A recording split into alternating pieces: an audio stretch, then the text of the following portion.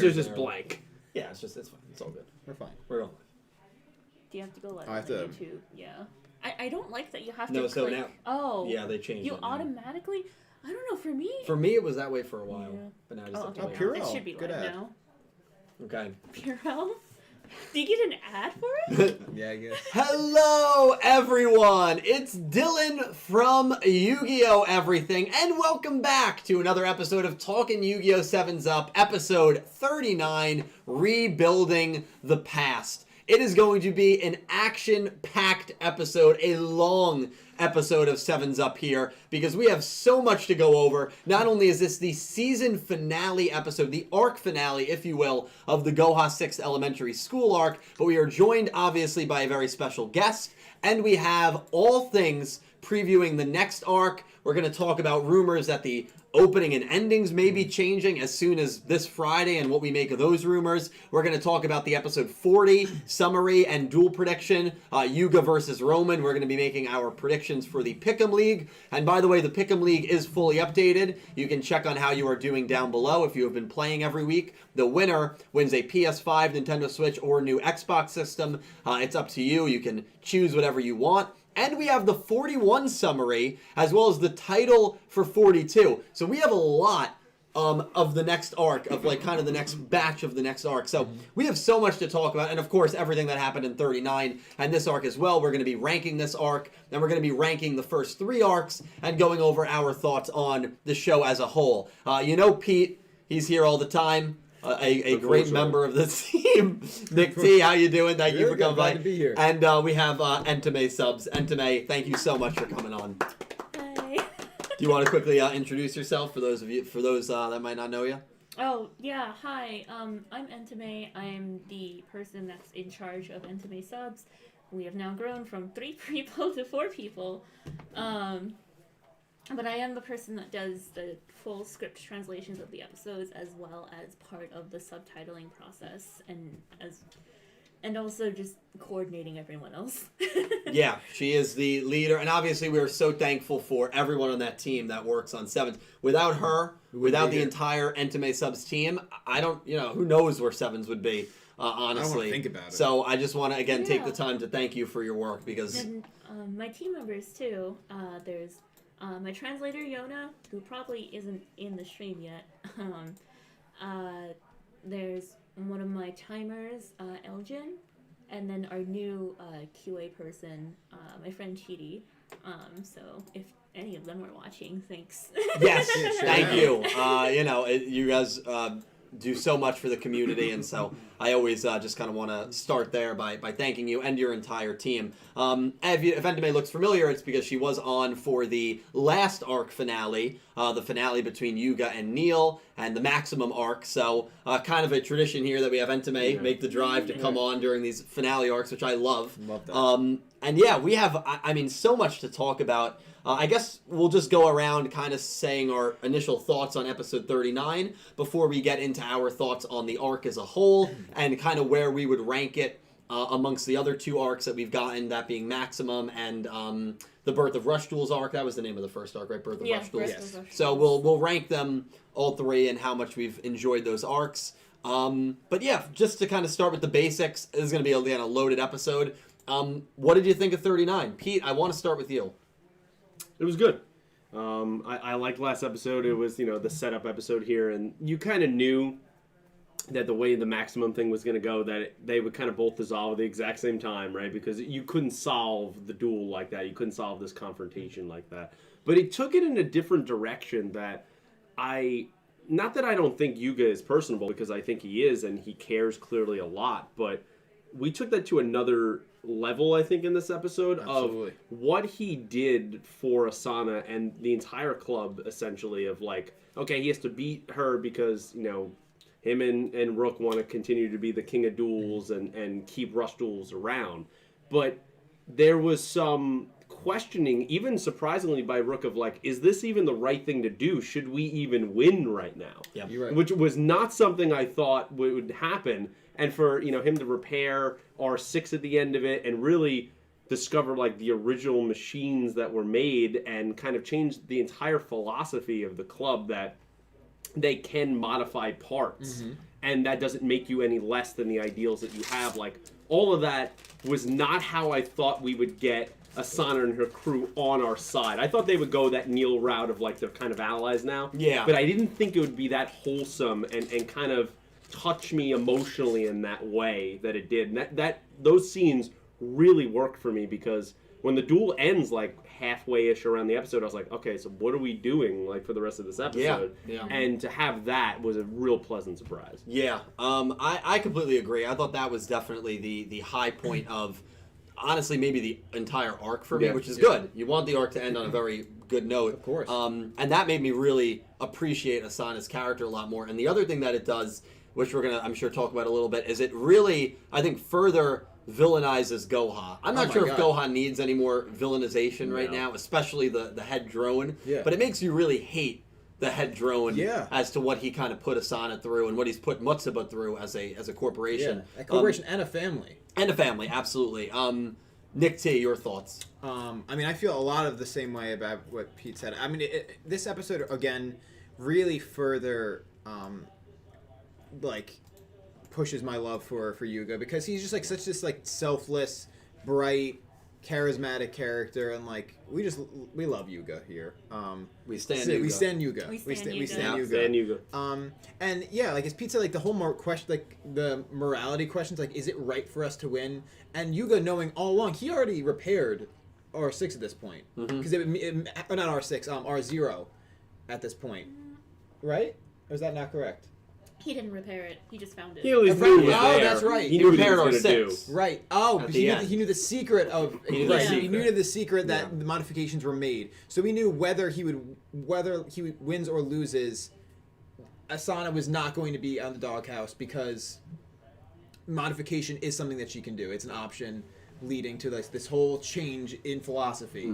So it was just, like, really interesting, especially when Yuga made that final move. Where it's like, wow, he's really going through with this. Yeah. And then he just flips the script on us again, as he's, like, just shown to do. Like, he really is a step ahead, at least a step ahead, than the rest of us. Yeah, he is.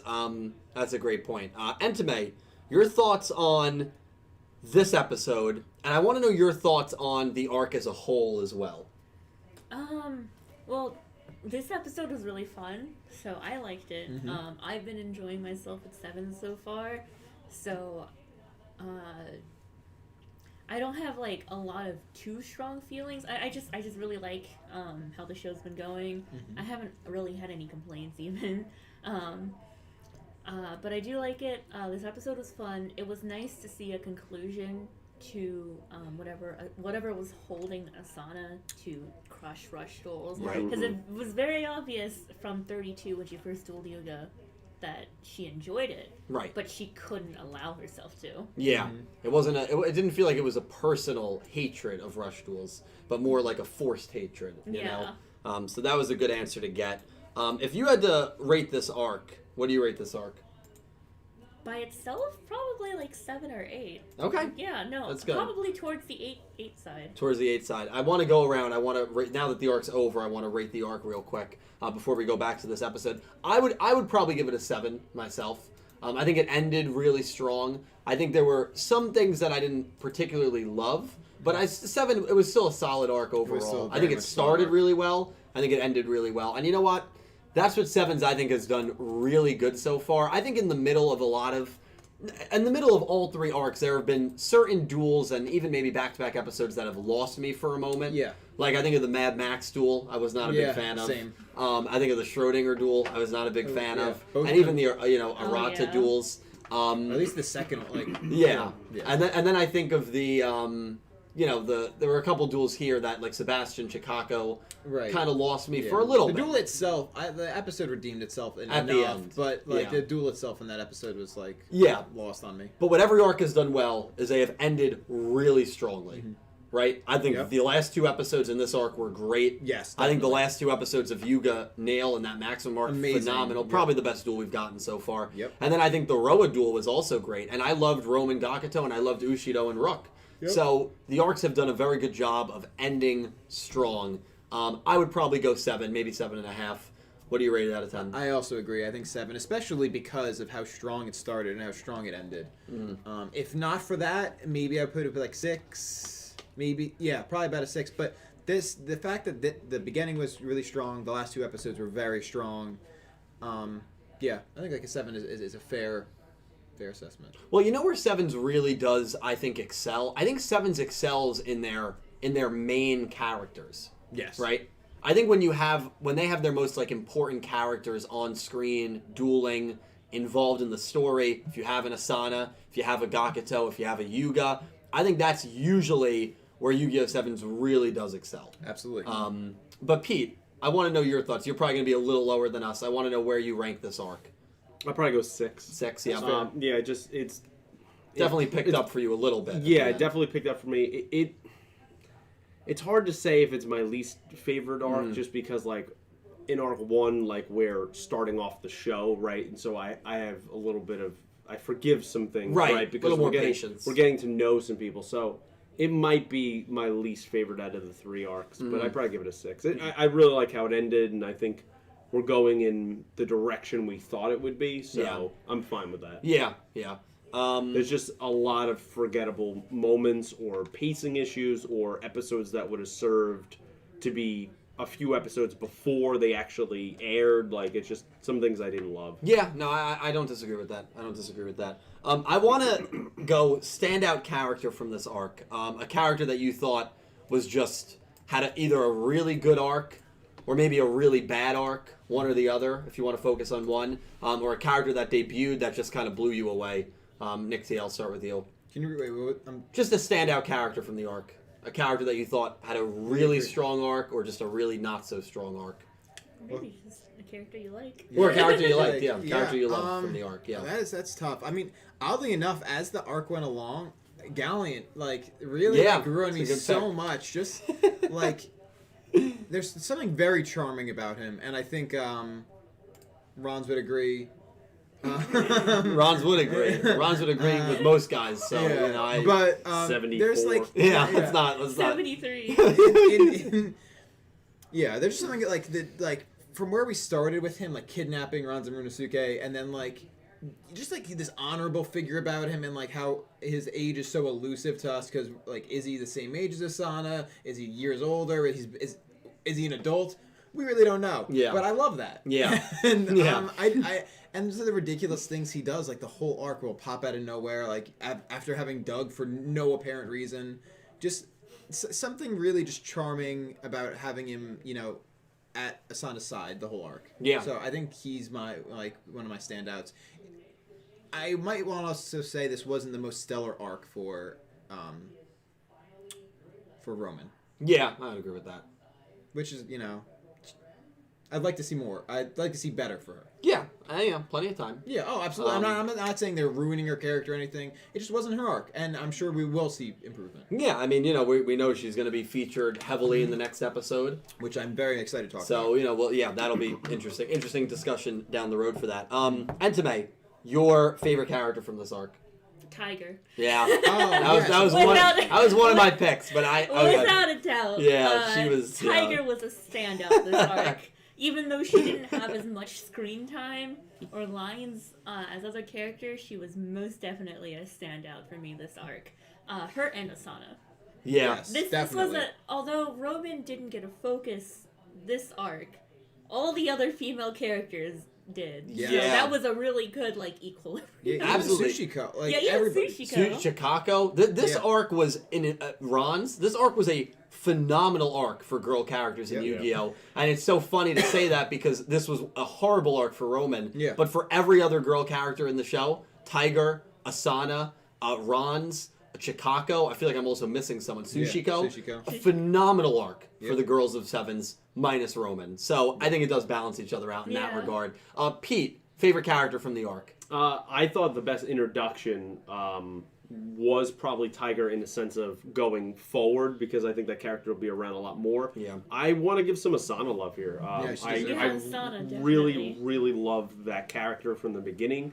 I just appreciate how strong she is as a duelist, but there's a warmness to just some of the dialogue that she has It's a very gentle soul. And you know what? I don't care what anyone says. There's You like tell. there's a weird like whether it's a friendship or more between her and Yuga. See, Maybe you it's got a romance vibe. maybe it's a mutual just respect of how good of duelists they are, but like their connection I really enjoy, even if they just understand each other on that kind of level, even if it's nothing romantic. Did you get a I like romantic vibe though? in some moments, like when he first finds her in the woods with Yeah. like, I was like, And the flowers, and this wind, and like so. Yeah, But I don't yeah. think that's what they're ultimately going for. I just enjoy their relationship, and I enjoy her as a character, even from her design, which is starkly was different than anything we had seen up until that point in terms Definitely. of how she is designed. I Very like that, stylized. and I like just the leadership role she takes over that club, where she's worshipped like a god.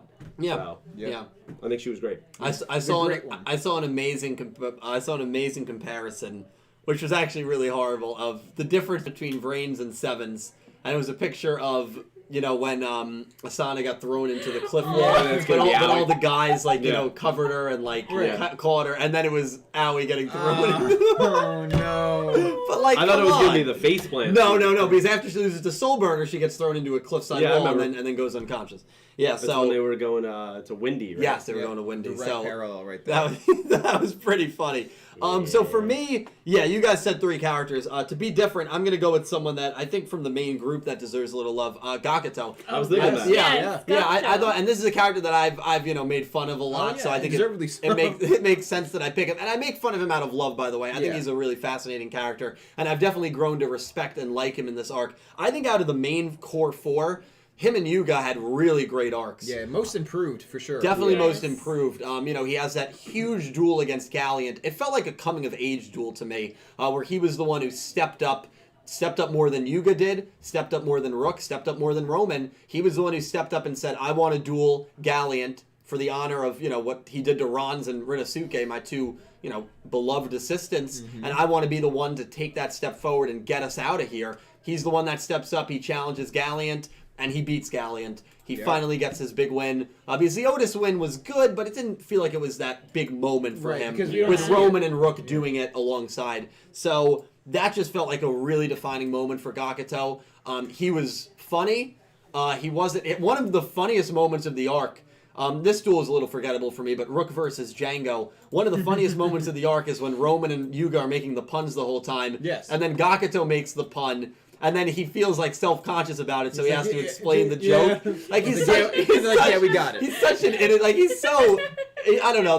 I just thought that was a very like funny and wholesome moment. A lot of his comedy is Yeah, wholesome. yeah, and I love when he does the scream too when he's like in shock. Yeah, always what happened. yeah. So None the stars. yeah, right. Gakuto for me, I thought really stole this arc, but there were a lot of standouts. I think Galliant, Asana, and Tiger are also very high up there for me. Yeah. So let us know your favorite character from this arc, a character that really stood out. I wouldn't say anyone had necessarily a bad arc, maybe except Roman. Yeah. Well, maybe Rook, but I mean, I would probably argue Rook, not necessarily because of dueling, but more because his character kind of just got dumber and dumber as the... I don't think he got dumber. I think he just stagnated. Like, Yeah. he didn't change. Yeah, he didn't change, but like, yeah, that's actually a good point. But like, even like some of his like in-duel antics where like he's like freaking out, like he's... well, I really dislike the way they did that scene where they were going over Schwartz's Yeah, backstory, and then he interrupted it, and kind of in like a mocking way. But also, Yeah. they What is use that? yeah. they use the gimmick in that episode of him like being inside his own mind and like you got to get him out. But we've done that. Yeah, it felt already. very similar. Twice. to So like I Schwartz. feel like we're not doing anything new with him. Well, at the stagnant. moment. Yeah, that's a good So I word. agree Yeah, with stagnant. Stagnant's a good, yeah. Very good Yeah. word. But yeah, interesting arc. I mean, I think the cool thing about that is we just went around the table and you 3 all said new characters that were introduced. Right. That's Yeah. usually a sign of a good arc. That is a good sign. Yeah. And honestly, I probably should have mentioned Tiger because she's the most badass character we have. Tiger is great. Tiger is Phenomenal. amazing. And when we were reacting to episode 39, when Tiger was on screen for 5 seconds, we were That's it. cheering. We were Yeah. going nuts. You have to. As if like Avril Lavigne just wanted Why Avril Lavigne? I That was like just, in 2004. You just went back to. I just tried to think of Yeah, someone. all the kids were watching the MTV. And... I just tried. It was He the was a first. skater boy, you know? It was the Since you first hated celebrity that. Okay, listen. It was the I get first it. celebrity that came to my mind. I respect it. Oh God, what am I gonna do? Retire. What are we gonna do? Yeah, honestly, I'm gonna have to. I think it's about getting that time for old Yu-Gi-Oh! Everything. Yeah. It's been that time. It's that time That for time a a while. long time. More about 39. Yes. What I loved was the whole concept, and it was really the whole concept of the arc about modification is not a bad thing. Right. To me, I took it maybe a step further, but I think this is what they kind of meant by it, that adaptation to what life throws at you is very important. Yeah. I don't know if you guys kind of took that as the message, but that was probably my favorite part about this arc as a whole, the symbolism and the message behind it, right? And the message is change is not easy for a lot of us.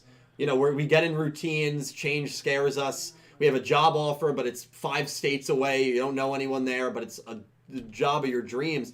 Some people won't take that because of the circumstances. Yeah, change, yeah. Yeah, so a lot of people are scared of change. I think the whole concept of modifications and adapting to what life throws at you Absolutely. is very important Right. to go forward. Absolutely. It's funny because we were watching last week that whole video about the commercials in WandaVision or whatever. Yeah. Similar concept here. It's the idea of text versus subtext. Text, they're telling us modifications are okay. Like, this isn't something to be looked down upon. The subtext across the whole arc is essentially, you have to learn to adapt. And that goes for, like, a lot of the characters that we've seen here. Like, Ronzan Renosuke had to learn to adapt to be able to, like, fit in, at least while they were captured by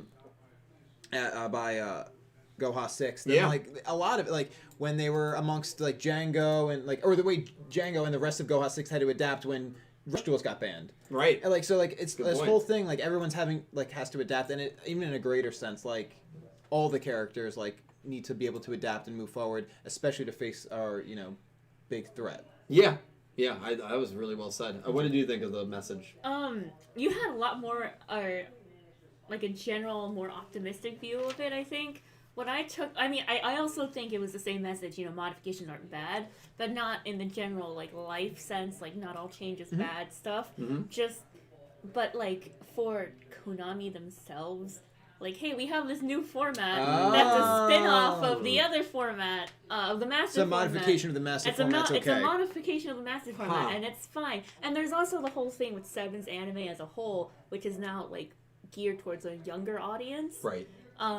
So it's like, we have to adapt with the times, and we have adapted with the times by releasing Sevens. You are so right. In the state that it is currently. Oh, man. Yeah, no, that's the way that I, like, that was the messaging that I took from it. Yeah. That's actually too good. That's meta. I didn't even think of it that way. Yeah, That's really it's well. actually the point. Rush duels are an abomination. Yeah. Meaning, like, because regular dueling is how it should be. And, Right. and a lot of people still Right. hold this view. A lot of people are do. like, no, master format only, Rush duels suck, Yeah. or they won't give it a chance because it's new and it's It's a a changed change. thing. Oh my God. For people that dropped Sevens in April of 2020, they're still very mad about the show. It's very Yeah, fascinating yeah. to me. For people that dropped it 10 months ago, Yeah. you'd think that they just, that would be it. They move on. But some people, I don't know. They don't like They like to. they They don't like to. like change. I remember talking about You're this. digging this. Stop. I think. Oh my God, was I talking about this with you the other You day? might have been.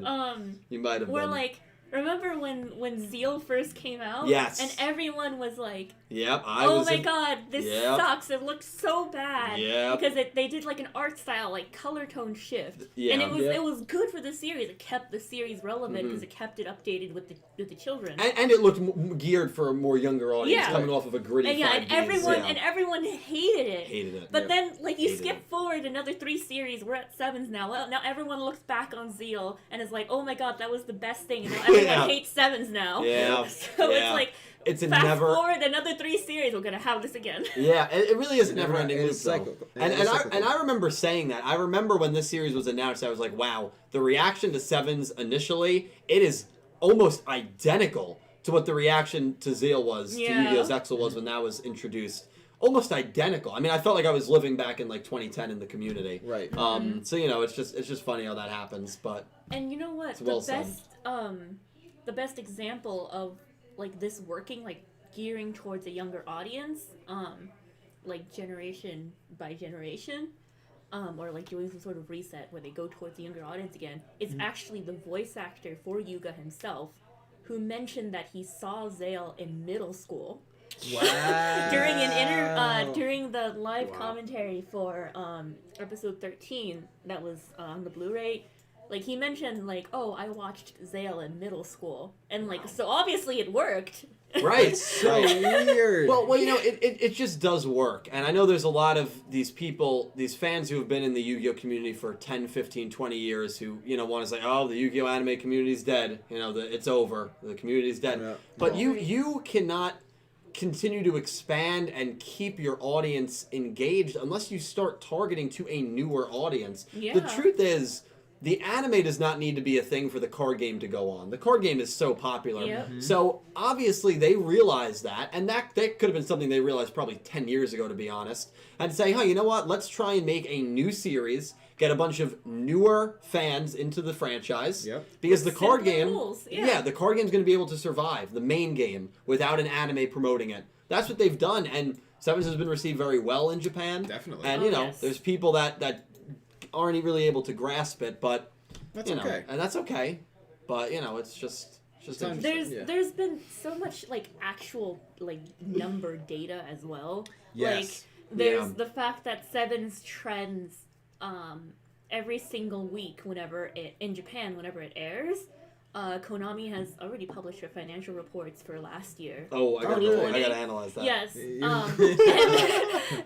And in it said that Rush Duels were received very well in Japan. That's interesting. Yeah, and then you have Sunday is prime time. Like Sunday, like the Sunday slot that they're gonna take in April is prime time in Japan. No, so you definitely, okay. and that's a great transition, because for those of you that don't know, Yu-Gi-Oh! Sevens is being moved a whole day forward. It's going from Saturday mornings to Sunday mornings. I feel like here in the States, Saturday mornings are usually seen as a better get. Yeah. In Japan, is that different? It's different. Huh, okay. That's interesting. And by some, I mean like a majority of children or people who are still in school, which is what the audience would be taught, which is the target audience, have clubs on Saturdays. Like club activities, whatever, it happens on Saturdays. Sunday is prime time. Wow. That's insane. So- and that makes so much sense. Yeah, so that's actually then a This is very a good step sign. up. Yeah. That they're getting moved to So Sundays. remember when we first heard about it, like I questioned that. I was like, is it being moved from a more I did prime too, because spot? Saturday morning cartoons in the Right, in States. the you know, States, that's- Yeah. That's But- what we grew up on. That's how I used to watch Yu-Gi-Oh. Yeah, of course. Like- So that's a good sign. And all the reports I've seen from people that have been watching it have been mostly positive. That's so awesome. yeah, the show's been doing pretty well ratings wise, and I've liked it. And people don't want to acknowledge that. They're like, oh my god, Sevens is doing horrible right now. Right. And Konami is like failing. It's like, no, they have hard numbers. It's public. Konami's financial records are public. Go look Right, at them. we've analyzed Yeah. them. Go look I mean, at we, them. me and I've had a financial guru on the set to analyze these twice to analyze these reports. So Yeah, it's funny because you could like talk to someone and say like, well, and like they'll use like their sort of their bubble, but like, well, everyone I've talked to like doesn't like the show. Right. It's like, well, Right. and They're sorry, 5 but that's just people. a sample size of 5 people. That doesn't really mean anything. it's a sample size of 5 people who, by the way, maybe one of them has watched 3 episodes, Right. and the other 4 have seen it or heard about it. Yeah, exactly. and it's that's like their it's judgment. not exactly. Yeah, so like that's their the hard numbers are obviously in Yeah, contrast to that. yeah. You know, it's always fascinating to me, and as someone who has a bachelor's in marketing, so numbers mean everything. Of course. It's very fascinating to me when people argue numbers and facts. I feel like if people argue facts, I feel like that's probably arguments those are kind of the people you probably don't want to argue with, right? Because where is there really to go from there, you know? Like if you walk outside and it's raining, and is everything okay? Yeah, everything's good. Oh, you guys are all giving me a weird look. If you walk outside and it's raining and someone wants to argue with you that it's actually beautiful out and it's sunny and it's great beach weather, it's kind of the same logic there, right? Like Yeah. there's no logic. No. So, I don't know. Yeah, you can't argue. The numbers are there. It's Yeah. you can't. Yeah. Yeah, you'll tell somebody it's sunny out and they'll be like, no, it's not. No, it's not. It is. I mean, those are the people you just can't argue with. Yeah, You no. can't. They just don't want it to succeed because well, they that's think it. it's bad. Well, that's Yeah. it. That's Well, exactly and it. It's actually, personal bias versus. here's something I wanna shoot on a little bit, and I've actually been meaning to do this for a while. I think it's fitting now. Obviously, we're at the end of a season, so this is when we kind of just recap everything, go over the show's progress. I think there's a lot of people. I've seen many people say, "Oh, what Yu-Gi-Oh needs for the anime to come back to life, we need Studio Gallup back. We need No. Studio Gallup back." And let me No. preface this rant by saying this. I will always have a great deal of admiration and respect for Studio Gallup. I always will. Studio Gallup is a big reason that Yu-Gi-Oh is what it is today. It is, and it always will be, and there's nothing that's going to change that fact. But Studio Gallup, I think people romanticize Studio Gallup the same way that people romanticize their ex in the immediate aftermath of a breakup. Of course. Where when you go through a breakup, the only thing you really think about is all the good stuff. You know, all the fun, all the great memories. But you don't think about how 80% of the relationship you were arguing, you had all these disagreements. As time goes on, you start to look back and say, you know, that really was not that good of a relationship. I think it's better off that it's, you know, it ended for a reason. Right, and it's absolutely. better that it ended. But in that immediate aftermath, you romanticize the person that broke up with you or the ex-relationship. Of course. I think way too many people romanticize Studio Gallup. And again, I respect Studio Gallup greatly, and I wish them the best. Everyone that worked on the show, everyone that still works there. But Studio Gallup, a lot of people want to forget that Arc 5, the way that it ended, I know you're a very big Arc 5 fan. No, but I understand. The way that it ended, seen by most of us, was just a complete atrocity. Right. And even though I liked Vrains a lot, and there were aspects of Arc 5 that I liked, I think you could make the argument that from a writing and cohesion standpoint, Arc 5 and Vrains were train wrecks. I really think you can make that argument. And I liked Vrains a lot. Yeah. But from a writing perspective, the show having a final season that was only 17 episodes where they killed off characters 4 episodes after reviving them all, not touching on Soul Tech at all, not touching on Queen at all, not touching on the chess pieces at all. Obviously, you had a director change early on, but that just shows, again, a little bit of volatility within the studio. Right. It doesn't. Yeah. I'm sorry, There's but a lot of inconsistencies. You know, like a lot of the plot points were abandoned and just like loose ends. the spy at Soul Tech. Spy at Soul Tech. You And know, I- the importance of the chess pieces. Yeah. Chess pieces. I mean, you could say the investors, but at The this Three point, who Kings. knows? Like, it just Spectre not having a single line, and I know that was more his voice actor.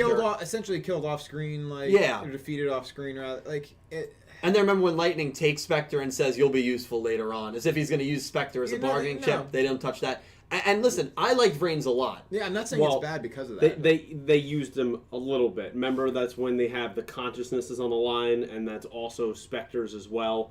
When he tries to pull that trick in the Lightning revolver duel, and then Bowman stops it all. Spectre was that was the moment you could argue that he made Spectre useful. Okay. He was on his line. His consciousness was on the line with Jin as well. Was Spectre? I thought it was just Jin. I'm almost positive they I made thought it was a just line to Jin. I gotta check that because I know I did a video when he got killed off in season 3, that. That's just what I remember. and I rewatched it, and I don't think he brought up Spectre Lightning in that duel. Well, but maybe it's implied. I think it was just Jin. I think he specifically just said Jin, but I'll rewatch that. You might be right. Maybe Spectre was mentioned, and I like Vrains a lot. But you could make the argument, at the very least, that both shows were train wrecks to Oh, a yeah. degree. Yeah, absolutely. And Oh, that yeah, and that was 100%. the last 6 years of Studio Gallup. Yeah.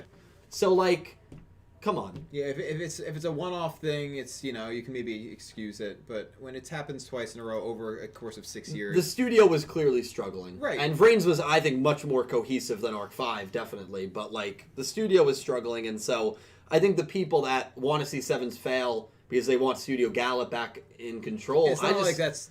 Yeah, even if I it don't does think- fail, I don't think that's in the cards. No. So No pun intended. Yeah.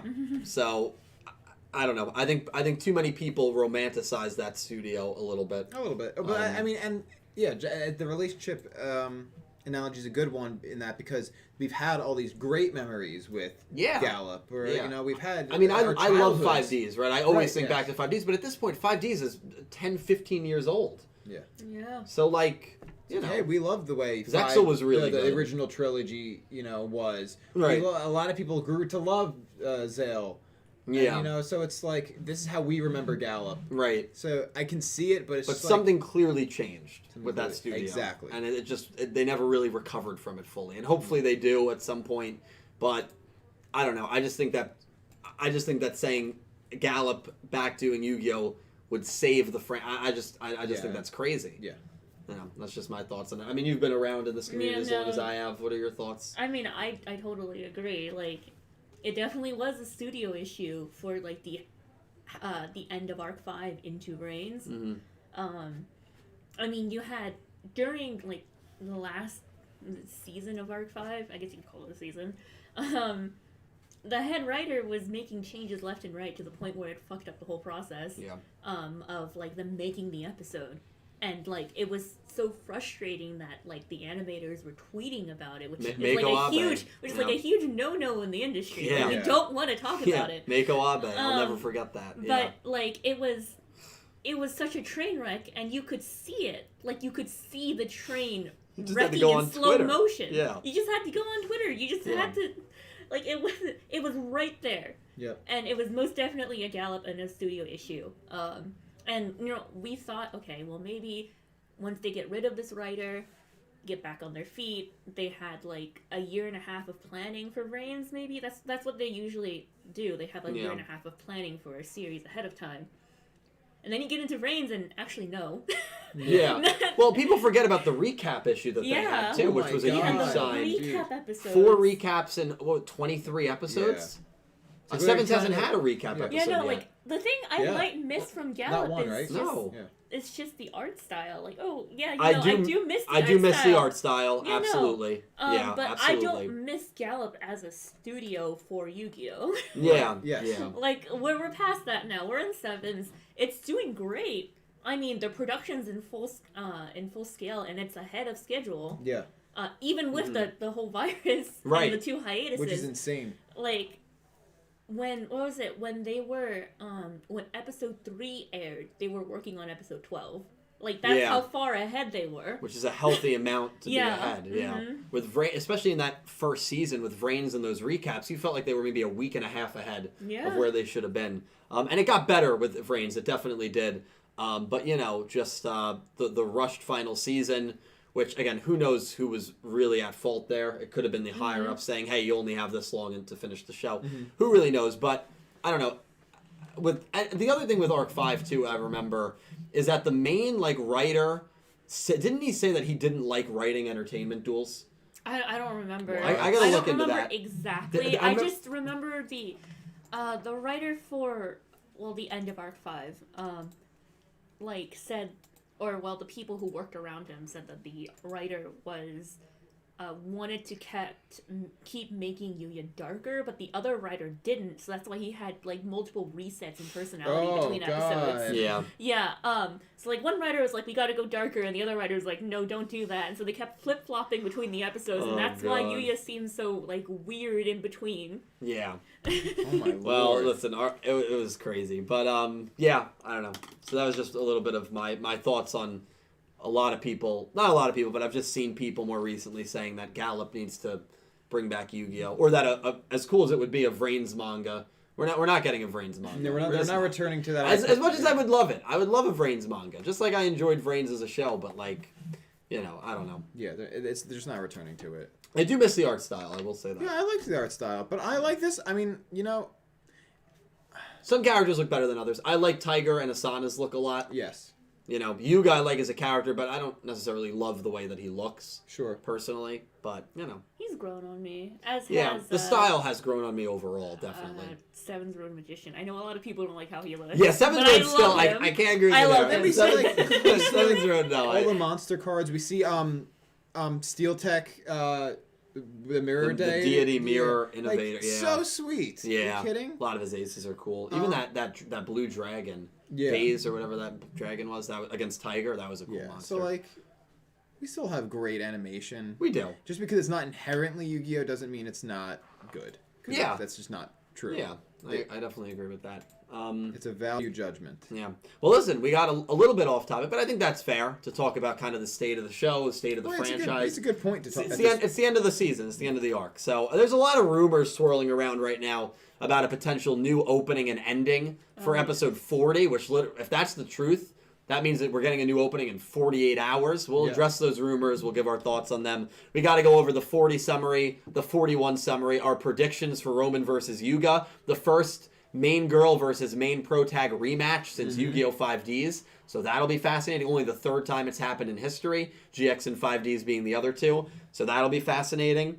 ROMIN versus Yuga, and the 42 title, which is a pretty fascinating title as well. Thank you all for being here. Thank you for making us a part of your Wednesday nights. I did not go over everyone who donated on the last Sevens Up, so let me do that right now. Huge thank you to Mega Karibo, XSlayer64, Drago77 Blue, Drone the Controller, Nicholas Horton, Sean Gilbride, Kaio Cesar Campos, Vanguard Duelist, Alan Wilkinson, Nick Schoner, Ice Aiden, Solid Snack, Jack Knight 21, Dragon Fist 900, The Nerds, Legendary Duels, Church of Flapple, Electric Kevin, Davis Enos, Goosey Q, and 15. Thank you guys so much for your support just watching, and thank you for the donations. 2 ways to donate. The link in the description, I get a larger percentage from that link, or the super chat feature at the bottom of your page in the chat box. If you choose to support me anyway like that, I greatly appreciate it. So thank you guys, and I think we'll maybe take some donations if we have some. Let's do it. Let's do it.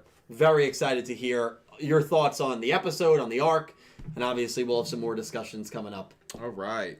So for starters, we have our usual, our $11.11 from Sean Gilbride. Thank you, Sean. This episode is easily up there among my favorite arc finales of the last few Yu-Gi-Oh shows. Oh, By wow. the end, I almost found myself cheering for Asana because of her struggles going on behind the scenes. Absolutely. I mean, once they revealed like that was her whole motivation, getting the production, not only production of the parts, but the parts specifically for her Kaizo, for her, like machine R9, like you feel for her. Yeah, you do. So I think he's R6, right? R6, yeah. Yeah. 6'9", same thing. Pete, you brought up a great point where you said that like even Roman and Gakuto almost started rooting for Asana to a degree. Their hearts were wavering. Yeah, even Rook questioned whether it was the right thing to do. And I think it just brings up a fascinating point that they didn't really hint at too much. Like, you knew some stuff about her family going into this episode, but to focus all on that, I thought was really well done. And I think sometimes you have a pressure of your family's legacy can be on your shoulders, and they were so concerned, and she was so concerned to like not doing her grandfather proud if they change what the ideals were. But then that ties into you have to be adaptable as those generations go on, and having Yuga kind of marriage and bridge those 2 points together where she can understand a new outlook for her family going forward. Yeah, I thought was really well done. Yeah. Completely agree. I do want to say there was a parallel I just drew in my head that I just had completely forgotten about until just now, which is Asana risking and pushing R6 to the limits to win this duel to hopefully get those parts produced. Similarly to the last arc with Yuga putting Kaizo's consciousness on the line to hopefully defeat Nail. Yeah. Both very similar. It's like, I know like you're the thing I love most, but like you and I have to try to do this together, even if it means losing you. Yeah. And I love how it wasn't even like when they did that, they automatically won. Yuga won, but Asana didn't. I mean, the result was still the same where she was able to fix it. But she did push it to the limit, past the limit, and R6 did get destroyed. Yeah. So, like, it was... We even had a funeral... Like, technically, we did have a funeral for R6. We did. We did. I mean, she loved that thing. Yeah, but I thought that was an impactful moment. Oh, no, it them really all was. holding up R6. Definitely. And trying to keep, it alive. Yeah. I thought that was good. Caterpillar had his coming of age moment. Took off his mask. Yeah, I know. He was getting pumped, dude. Yeah. I mean, he just got smoked by Tiger in the last few episodes, so, like, that's embarrassing. It was embarrassing. But he really, like, it was a really, like, there was a lot of really good moments of, like, where they all came, like, yes, these are, like, the bad guys, but they all came together, and you're almost cheering for them to succeed. Mm-hmm. Let's keep R6 together from falling apart. Yeah. It's always good when they can make you want to, like, start rooting for the other team. Yeah, they did a great job with that. I mean, they built Goha. Like, that city physically exists. And Nail even says they never get enough credit for Yeah. doing that. So I like that aspect of it as well. Sean, thank you for the... it's a big donation, man. Every week, 1111. I'm super appreciative of you. Thank you, my guy. Man. Yeah, thank you so much, dude. I'm sorry, I'm just going to copy this one in, and we'll continue. Boo. Wow. Wow. And that's the thanks I get. That's toxic. That was messed up. That was messed up. Honestly, if I was you, I'd walk off. Yeah, you know what? We have $20 from X-Slayer. Oh, wow. X-Slayer, dude. Thank you, X-Slayer. Hello there, everyone. Hope your day has been going good. Yes. Really liked the episode, but duel-wise, it was kind of okay. Mm-hmm. This arc is my least favorite arc out of the three, but I am looking forward mostly is a ROMIN character arc. I hope we agree get it. with that. Yeah. Very much. X-Slayer, thank you for the big donation, a big $20. It's a lot to give to a guy wearing a beanie with 3 other people talking about I'm glad that you Yu-Gi-Oh! pointed Sevens. that out. Yeah. So, X-Slayer, I'm greatly thankful for you. Thank you so much for the big donation. Duel-wise, actually, this was my least favorite of the finales. I thought Yuga Roa and Yuga Nail was better duel-wise. Yes. Episode-wise, I think I liked these 2 episodes more than Yuga Roa. I don't know about Yuga Nail. It's close. All 3 were really good. Yeah. All I 3 think were really good. I was probably more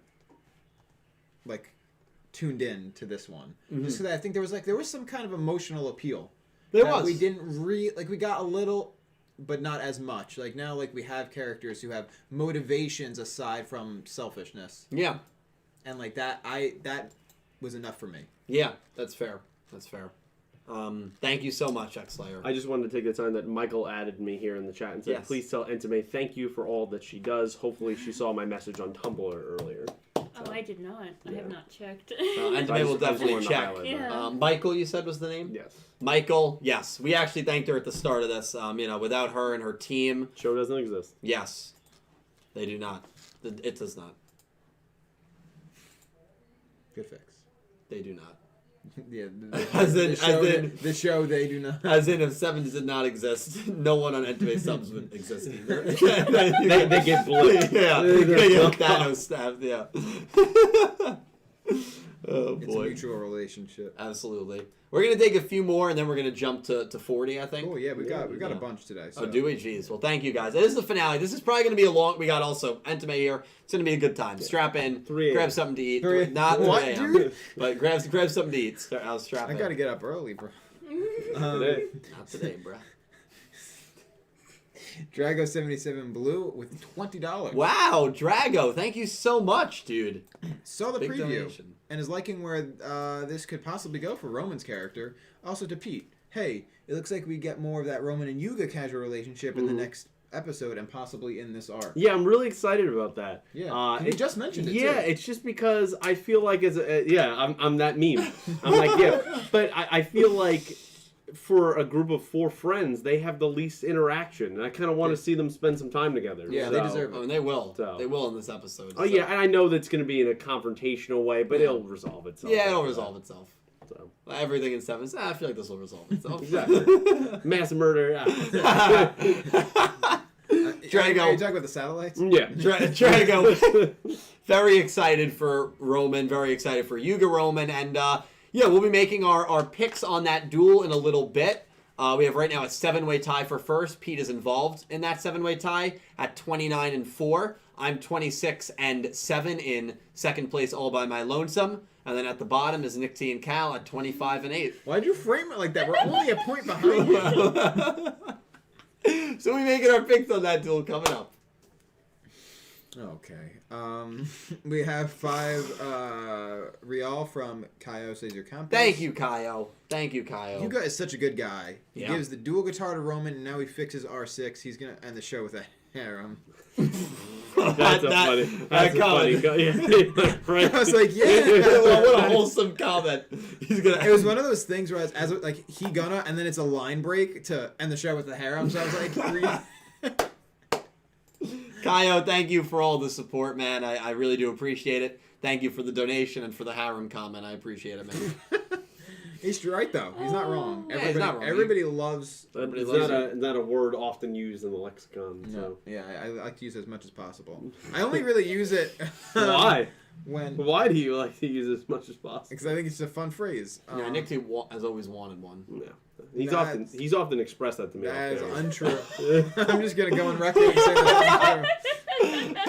I think Nick T has to say it's untrue. Yeah, I'm just gonna go on record there and say that's untrue. But as someone who's watching Sword Art Online, it's a phrase I use more often than I normally would use because that whole show is a harem. That's fair. So I've it's heard a good lot time. about Sword Art Online. Yeah, it's good. It's good. Yeah. Yeah. Yeah. Yeah. Yes. It's just crazy to me. Never mind. Just read the. No, say it. No, I'm just gonna talk about Vrains. I mean, for literally, like, really the second half of the show, they were really pegging Queen to be that main threat, and they just never ended up going through with it. We're gonna do this again, huh? Do what again? We're gonna do this again. Do what again? Just because Entome's here, we're gonna do this again. Huh? Do what again? Okay. No, they were building up Queen. Joe. Nick T. Next no. I'm not even gonna dignify that with the reaction. Woo! Good. I just had instant flashbacks as soon as you said it. Well, Pete peer pressured me before we started to fit that in. Right. Yeah. Yeah. That was it. All right. Yeah. Next time. I love how you really try. Why did you try to shoehorn it in now? Well, I was just thinking about my rants on Vrains. That was a good opportunity for it. I messed it. Yeah. I dropped the ball, Yeah. so I just figured I had to go for it. All right, I respect that. Thank you. We have $2 from Ice Aiden. Thank you, Ice Aiden. Do you think Otis' helmet might also be a drone? What do you think? No. There you go. There we go. Immediately. Yeah. Unlike the drone, Otis actually has human, like, there's like a hole in his helmet. Yeah. True. For like the bottom half of his face. Yeah. Right, so we see him talking. Yeah. The drone is all covered up. That's like not in the slightest. Yeah. I respect that. Yeah, I think I don't take as hard of a no stance as Entame, but I think it's probably unlikely. I don't think they're going to go that route with him. I mean, we see him just doing more physical things than Mr. Goha did, and it seems like he's his own personality. Yeah. So I don't know how I'd feel about that if it's two drone helmets that just possess people. I don't know. It'd be kind of actually. interesting, but I don't think they'll go down the route. But it is definitely, I think, a possibility. But I would lean probably no. I'm sorry, give me 1 sec. There we go. We have £2 from Alan Wilkinson. Thank you, Alan. Nice to see Yuga has mechanic as a fallback plan. Oh, what? Mechanic, I guess. Like the maximum thing? Or maybe just, I don't know. Read that again. I'm sorry, I was getting chocolate. Thank you, Alan. Nice to see Yuga has mechanic as a fallback plan. Like if he's yeah, not become- if he's become- not a good oh, duelist, he God. can become a Oh my mechanic. god, Yeah, dude! become a Like I mechanic. was taking it as like game mechanic. No, that makes sense. He literally, yeah. He could literally be an inventor. Yeah. He could fix. Like, he doesn't He even have is to an be. inventor. Yeah, like He is an but inventor. like that could be his sole job where he creates some huge company Yeah. But he just loves dueling, dude. that competes against Goha and then outs That's them. what he is. That's how we end That's the what he show. is essentially doing. This is the roots. This is the behind the company right now. We're going back deep in the past of a young Yuga And then there'll be a flash forward in the end of old like adult Yuga and how he got there. got this dueling That'd be empire. crazy. I would like that. We'd go. Do you work for a company? You know, I know some people. you know, this does remind me. Out of all of the characters in Sevens, we don't know anything about Yuka's backstory. we know like zero. We know No, zero. Although I feel like we don't know too much like about Gakutos either, right? Or Romans.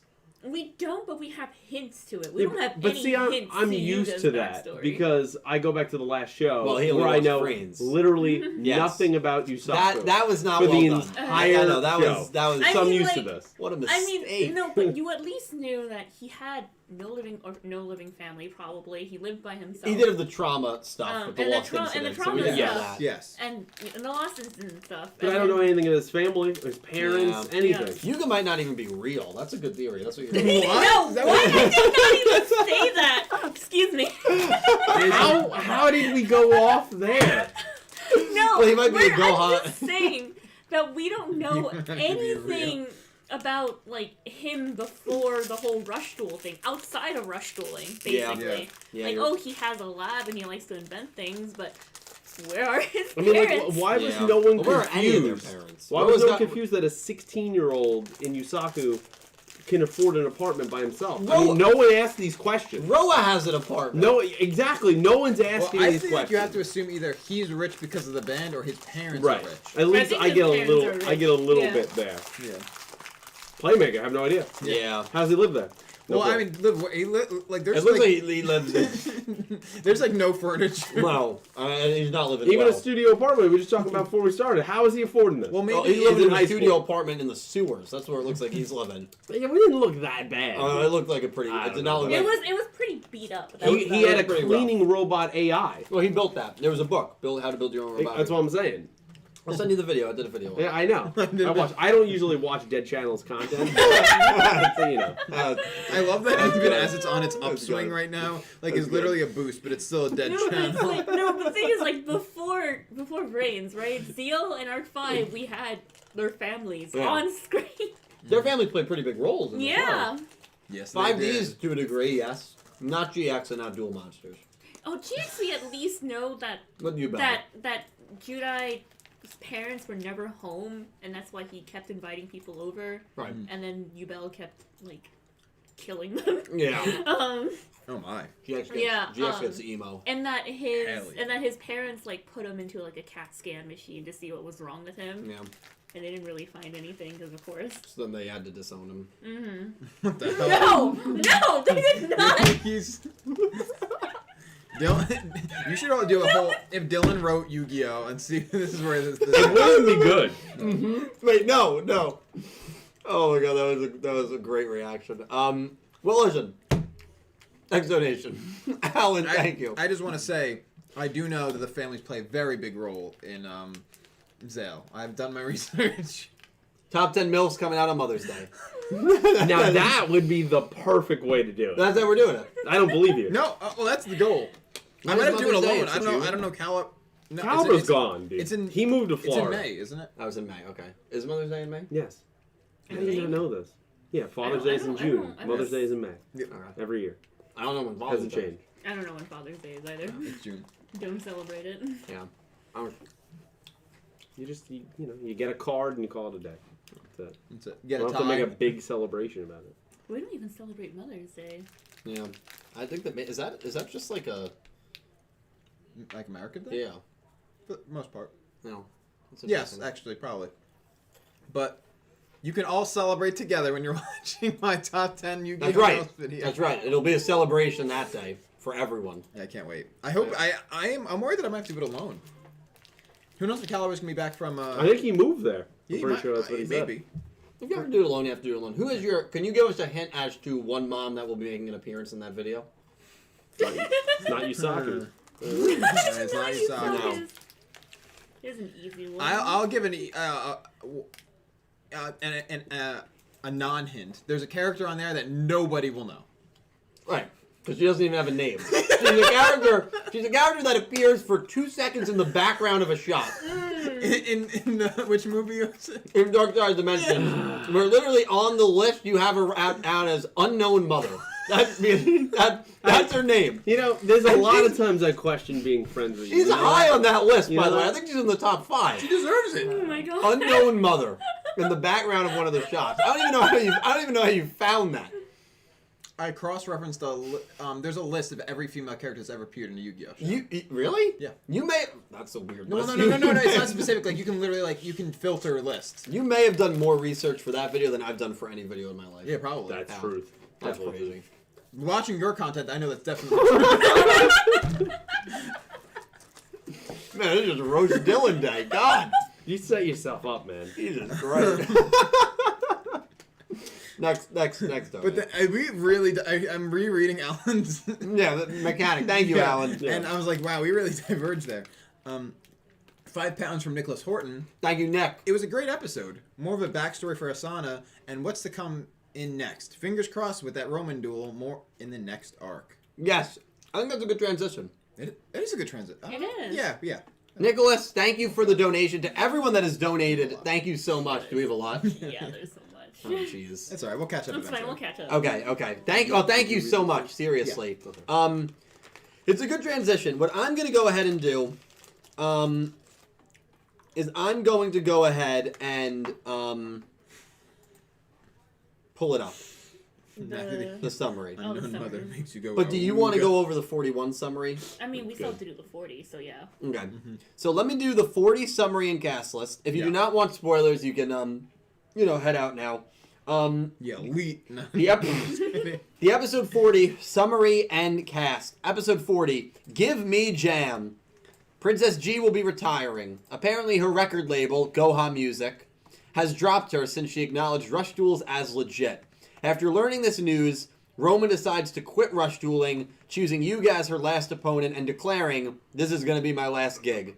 Cast list: Yuga, Rook, Gakuto, Roman, Kaizo, Rons, Rinosuke, Princess G, Mimi, Secretary, Goha executives, Goha employees, and extras. Immediate thoughts. Entame. I was talking about this with the translator Yona. And I made a comment about how it seems like maybe it's not a natural pattern. Maybe I'm reading too much into it, but we started off last arc with a Luke-centric episode. Starting off this arc with a Roman-centric episode. Does that mean next arc we're getting a Gakuto-centric episode? Yeah. Could be. I would And love that. it's the order of the character introductions as well. Because episode 2 was Luke, episode 3 was Roman, episode 4 was Gakuto. That's right. Yeah. That's actually a very good way to look at it. That'd be so. I would love that actually. I think there should be a Gakuto Central arc. I agree. Yeah, I totally agree. I agree.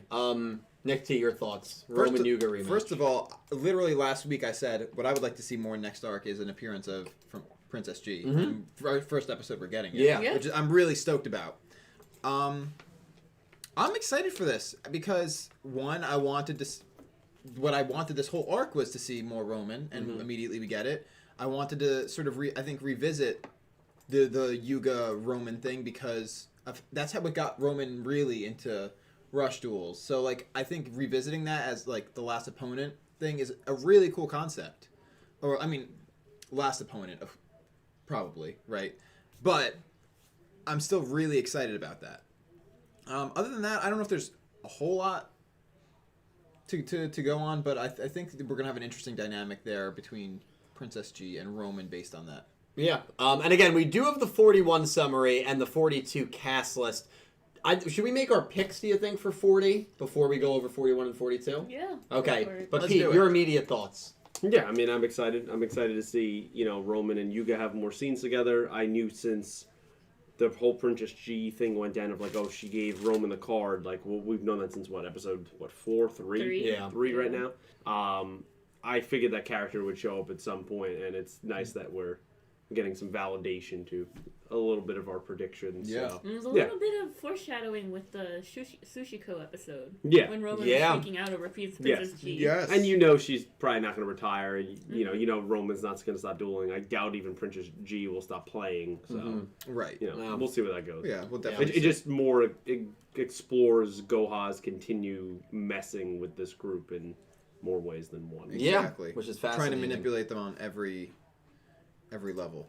Which is fascinating. So, you can play Yu-Gi-Oh! Pick'em for free down below in the description. You just have to email me your pick. Entame is going to be making her pick as well, so I'm very interested to see what she says. We're going to write it in the group message I just sent, not the one with Cal. Cal has not sent his pick in, so I don't want to influence his pick.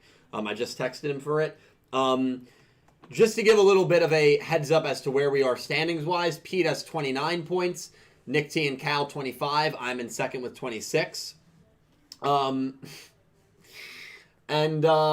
was I going to say? I do want to say that out of the 10 duels of this last arc, only 2 people went 9-1. That was the best record. So big shout out to Blue Maiden 28 and Cammy Stein for going 9-1. They're the only 2 people that picked Chicago to beat Sebastian. That's So really bold, Yeah. really bold decision and good pick on their part. Everyone got Roman Sushiko wrong, so no one had a perfect arc. As for the crew, all of us except Nick T went 8-2. Nick T picked Django to beat Rook, so he went 7-3 this arc. It was an interesting pick. I go don't to know. hell. What do you mean? I don't know if I'd say it was a brave pick, but it was an interesting pick. And it didn't. You took the risk. It just didn't pay off. It didn't pay off. But you're still almost ahead of Calibro. That's all that matters. That's all that matters. Yeah. And remember, Calibro picked Yoshio to beat Rook. I mean, yeah, you can't. So Never forget. Django to beat Rook Yeah. was a better pick than that. And So- also, yeah, absolutely. never forget that everyone here on the Yukio crew, besides me, did not pick the main protagonist to win the opening duel of a new show. Never forget. Never forget. He's not wrong. So, that is a. we're taking shots. I mean, I might as well just take I mine. wasn't taking a shot at you. So I gotta put you in your place. So. He's not wrong. Okay, we've got to. We're gonna make our picks here. Let me know when you're ready. And again, you know, you can just say whatever you want to say. This is who I'm picking. This is tough. This is tough. This is actually. tough This one's because tough. I'm like, Interesting. because it seems like it should be obvious, but I feel like it's not. Yuga Roman. Yuga Roman. Hey, man. Yuga Roman. Get ready to send it. I've got it. This is a tough one. It's tough. I don't know. This is tough. I mean, Really this is. tough. Oh, no. He sent it. He sent it. We got him. Send your it. picks. Send it. Send it. Send Send it. your You have to picks. send it. Send Oh, your okay, picks. okay. Whew. I instantly feel validated, by the way. Yeah. What? Yeah. Whoa! What? I have.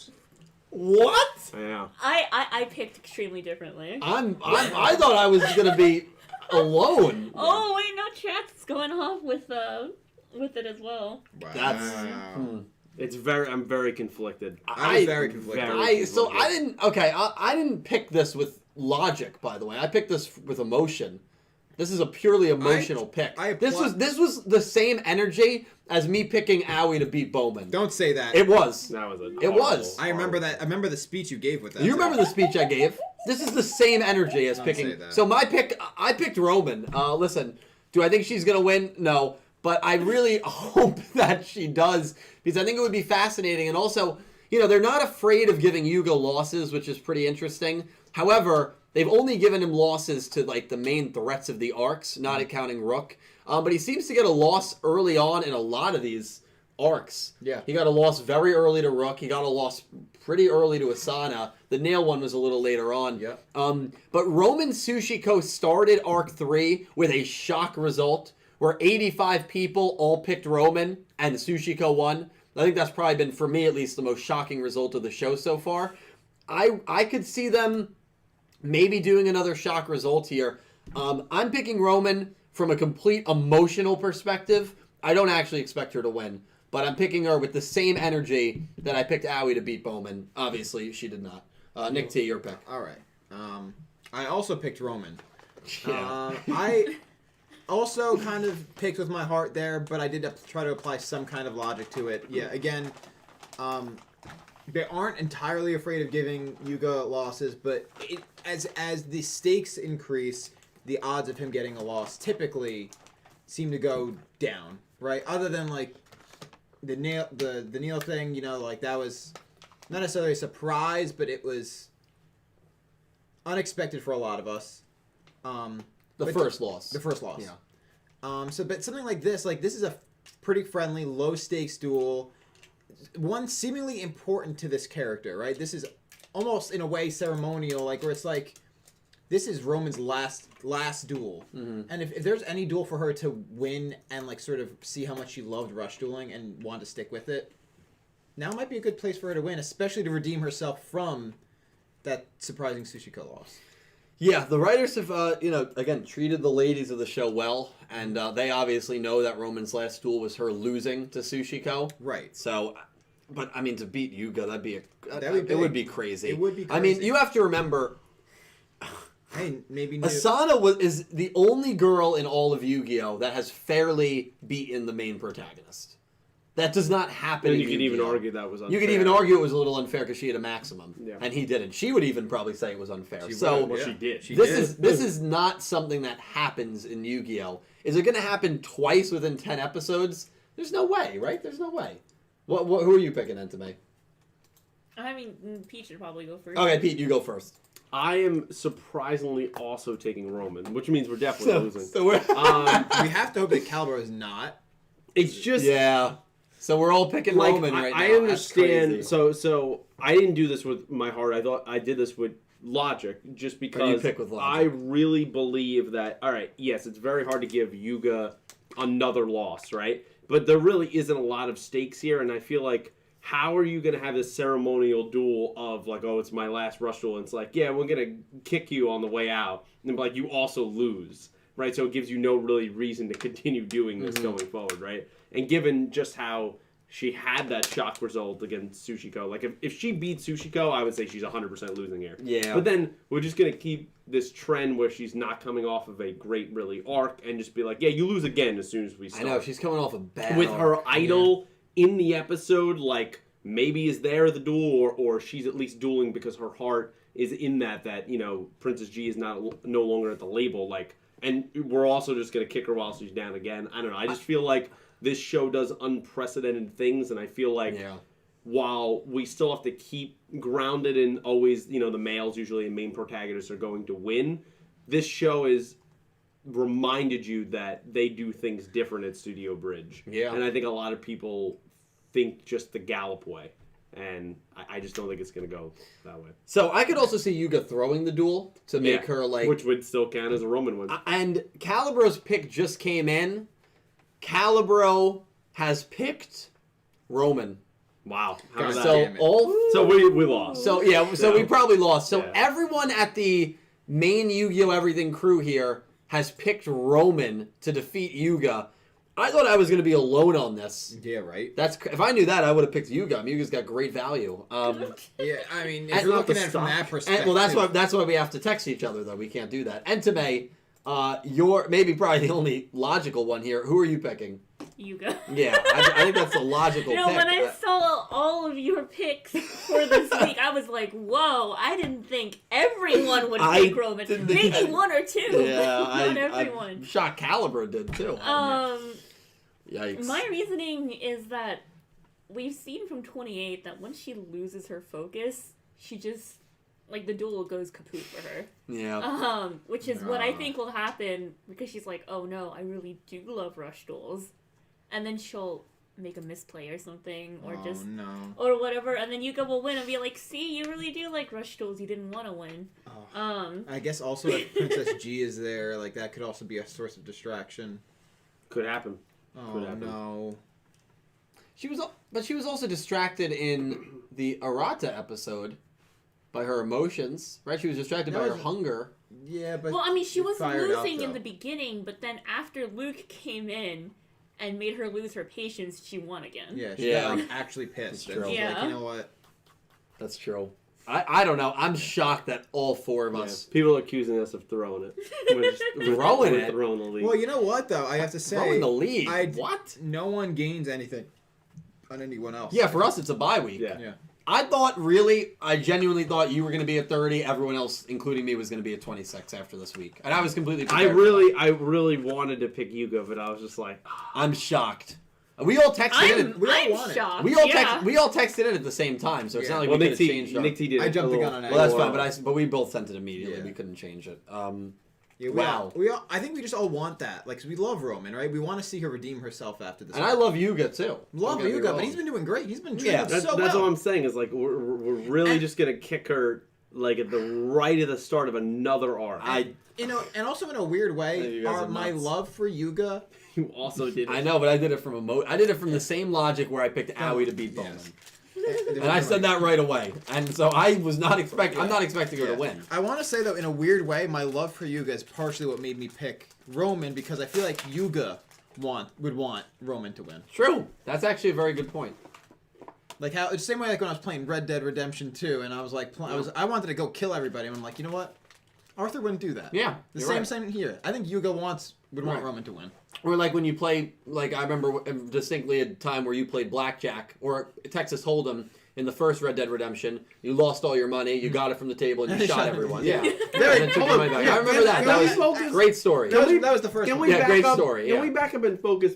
Why do you have the feeling that you want to kill everyone? Can we talk about that a little bit? It's the Wild West. No, I don't know. They're pretty civilized. Because if you can go batshit, why not go batshit with no consequences? That's true. Exactly. That's true. I don't like that. I don't know. I'm a monster in here. Aren't you tired of being nice? Don't you just No, escalate shit? when I play GTA 4, I'll tell you this. When I play Stops at red GTA lights. 4, I follow the traffic laws. I stop at red lights. Oh my god. Yeah. And you know that's true. I put on my turn signal to make turns. That's you can't do that. Of course I do it. You can't. You can't put on your turn signal. I get out and I wave my gun, which way I'm turning. I get back in and then I turn. You wave your gun. Well, I have to wave something. So We're gonna call it that. So, episode 40. We're all picking Roman. Antame's going with Yuga. Send in your pick. You have until 5 p.m. Eastern time. I want to read a comment that I found funny because for more reasons than one. A couple people said that Chumley's last duel was a loss, and Why are we bringing up Chumley? but no, Why? I think that one that's true, and I think it's funny. But secondly, I think it's sort of meta because your Chumley's last battle was a loss in your Nuzlocke. Oh, you're right. You're right. You're making fun of my dead Pokemon. Yeah. Well, thank you for bringing that up. Money. He did not make it. Oh my god, not even close. Well, no, hold on. It bounced off the side. It was closer than that. Anyway, episode 41 summary is what we're going to get to Yes. next. Do you want to read that Sure. summary? So, I haven't heard the summary yet. These two have not heard the summary yet. No. I don't think DMC's translated it yet. No, and we got it's the been, inside scoop. It's been like up for at least 24 hours Yeah. now. So there's probably a lot of people here that don't know the 41 summary. So, Entame's translating. Let's do it. Okay, so I think it's called Sogetsu Style Yame Ruler. Ooh. Ranze asks to graduate from the student council and the Sogetsu style. Gakuto is confused, and as a condition for her graduation, he asks her to defeat him in a duel. Ranze then shows an unusually aggressive attitude in her duel with him. Yeah. So that's so Ranze versus I'm- Gakuto. Yeah. That I is like that is one I was not expecting. No. What are your thoughts right away? Are you happy? I'm a little confused, actually. Yeah. Yeah, the summary doesn't make sense. But Yeah. she's a character that literally is all over the place. I mean, I can see why. Okay, I'm confused at why they're showing this now, not Right. at why Ranze's doing this. I feel like we have some justification from her from episode 36 when she had her little like freak out and Rinosuke had to like drag her out of it. Yeah. Like she probably feels like responsible or like bad because, like Gakuto said, she has a really strong sense of duty. So that probably like went against her like ideals. She was just like in the moment Yeah. a little too much. Yeah. And so she feels like maybe something was her fault or she didn't act properly as, was it the chief of the Oniwaban unit of the Sogetsu style. So she's probably like, well, I don't feel like I should continue to be the chief of what I've done. So she wants to graduate or like retire, step down, basically. It's kind of funny because that almost parallels our Gakuto joining the team. Because they didn't want him to rush duel, and then like him rush dueling was like antithetical to him being the student council president initially. Right. And did he step down? He wanted to, but then wanted to they step down. reelected him. Yeah. Yeah. So he couldn't. So it almost parallels that in that same way, where it's like I'm doing something like opposite to my duties as student council president, so I shouldn't be student council president. Right. And but then he ends up still being it. So Yeah. same thing with Ron's here, like where it's like, oh, the way I acted is irresponsible to my duties as, I don't remember the word. The what was Ron's title? Chief of the Oniwaban unit Yeah. of the Sogetsu style. Yes. Yeah. So there is an interesting parallel there. I'm interested to see what exactly leads to this. Yeah, I'm confused because I'm not sure why we're getting another Ranze. That's what I was gonna Duel. say. Ronza is now gonna have more duels than Roa. I mean, really? Don't get me That's started. not a fake Don't get me stat. started. Oh, please don't sorry. remind In me. the last 10 episodes, or 11, because she dueled Galleon in 31, right? Or was it 30? She 29. She dueled Galleon at 29. Okay, so in the last 12 episodes, She's dueled she's three dueled 3 times. Yeah. That's a lot. How many is is a lot. Roman duel in the show now? It'll be 5 now? Roman This has is the fifth one? dueled. This will be her 5th duel, Right, if so you she's- count the Otis. It's getting close. It's getting Yeah, close. yeah.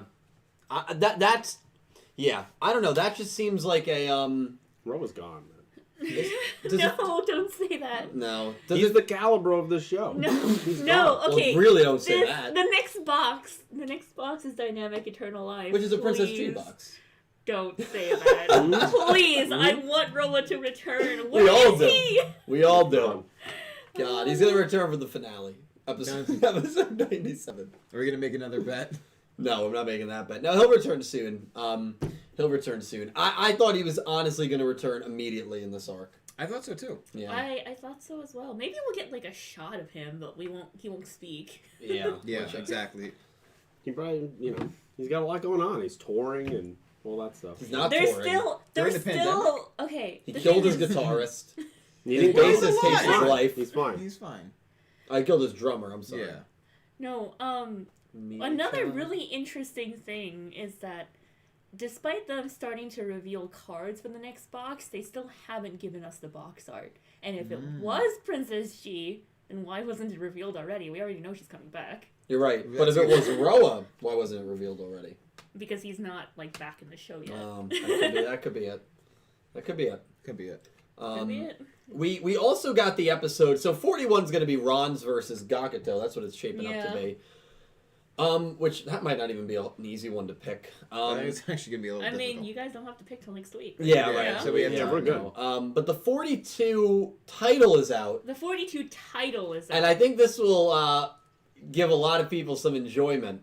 It gave me enjoyment. So, yeah, a lot of enjoyment. So, Chiyosa is going to read, Entame is going to read what the title is.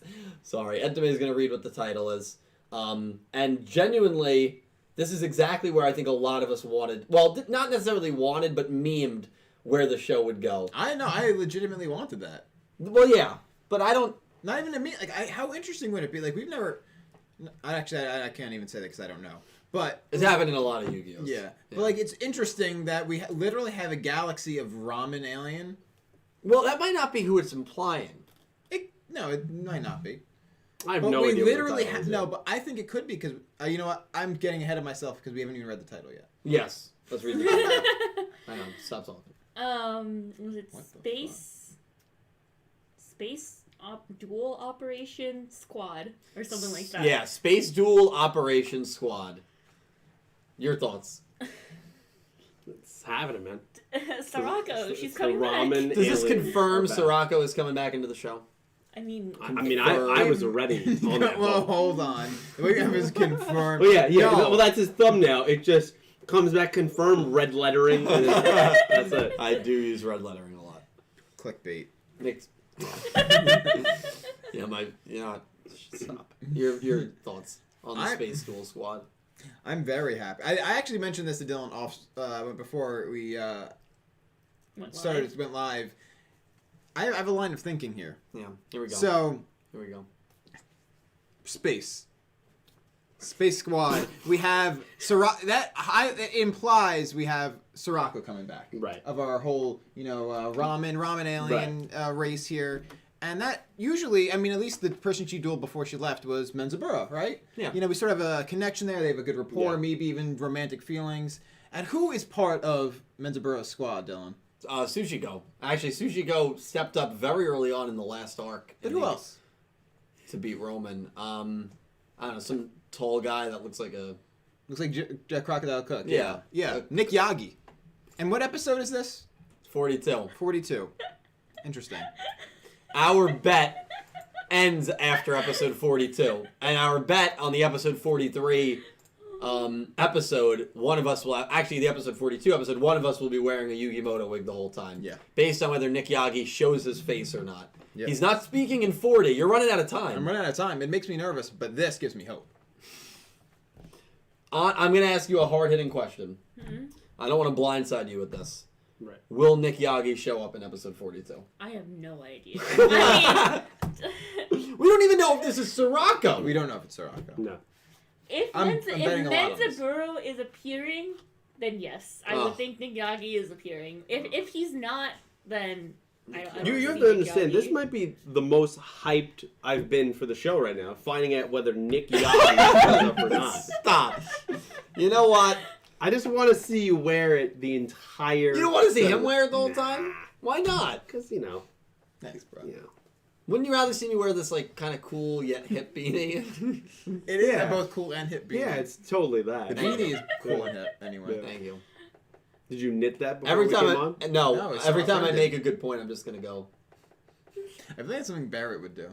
you're right, and I'm not going to do it. No, do it. That's a good thing. It makes you look like just the way it looks on screen is something. It kind of makes me look like like a hot but approachable skier, you know? I wouldn't probably what? go that route, but sure. Like a guy that you see kind of at the end of a ski lounge, and you're like, and you're like, that guy looks nice. I'm gonna approach him. oh. I thought it was maybe like he's Oh, the ultimate shade. Don't know about that one, Chief. Yeah, I thought it'd be more like, is that guy hiding up here in the mountains because he did something? Then the authorities are looking for him. That's kind of the vibe I get. What? Yeah, it's kind of. I look like a criminal? Okay, no, I can't be the only one. Like, as soon as you mentioned the beanie, the fucking, the Riverdale, I like, pulled up the scene video. Yeah. It's spot on. where he's Am like, I allowed to where play he's it? I don't like, think I would. I'm not normal. Do you see me without this hat? I wear it all the time. That's weird. That's not normal. That's weird. What do you think about? I was trying to do something different. You know? No, it looks good. And To I- your benefit, it's a Sprouse twin. Oh, Dylan Sprouse. Yeah. Yeah. Oh, and well, people did tell me I look like a younger Nick No one Jonas. did. No one did. No, actually, when I As was in many high people school, that told Calibro he No. looks like Andrew Garfield, that's how many people did that. You look more like Nick Jonas than he looks like Andrew Garfield. Thank you. That's actually one We of the ran nicest a things Twitter about it. poll to Yeah. confirm that Calibro does not look like Andrew Garfield. Yeah, It I'm happy we did. overwhelmingly was no. Yeah, if you ask people, does Dylan look like a young Nick Jonas? I think it'd be closer to like 30, 70. See, I agree with that, Jason. That was exactly what I was thinking about. I was going to say it. What was it? That Say it to my face. was exactly what I was thinking. Because there's remember the old the old movies when they had the cone heads? Yes. That's kind of what you look The like. Silent Hill characters? Wait, Jason No, just, that's a different Jason thing. just added, Dylan looks like Linguini. A Linguini, yeah, and then Shadow Realm said you would look better with a chef's hat on, which I agree because you're a Linguini. It's all right, man. It's alright, man. It works out for you in the end. I wouldn't hate being Linguini. Yo, what's her name? She's French. Yeah. No, it's not Fifi LaRue. I was not gonna say Fifi. She is a fierce woman. I was gonna say fierce. She's She's fierce. She's a and good cook. honestly, if that's who you end up with, I'm fine with It's not a bad idea. I No. think I spelled that right. Yes, Colette. Colette. Yeah. Colette. There you go. from Ratatouille. Colette. Yeah, Colette's great. Hey, keep calling me Linguini, bro. I'll introduce you to Colette one day. Alright, well, I speak French, apparently. Yeah, well, no, you're actually, you speak level. I've heard your song. Oh, yeah? Just sweet Just old gonna me. be- All right. Anyway, so do we have some donations? Yeah, we do. Okay. Oh, yeah. Do we have some? Do we have some? We've got all. Do we have too that many? many? Jesus. Yes. Thank you guys so much for all the donos. We're gonna read them all. I hope you guys have been enjoying this episode of Yu-Gi-Oh! 7's Up talking. If there's any indication of how far back we are, $10 from the Sock God. Thank you, Sock God. Hey everyone, I wasn't a huge fan of this arc, but the last two episodes were really enjoyable. So we're as far back as rating the arc. By the That's way. okay. Oh, that's okay. Yeah. We'll get through it. How would you rank Roa, Neil, and Asana in terms of writing? Entame, you want to start?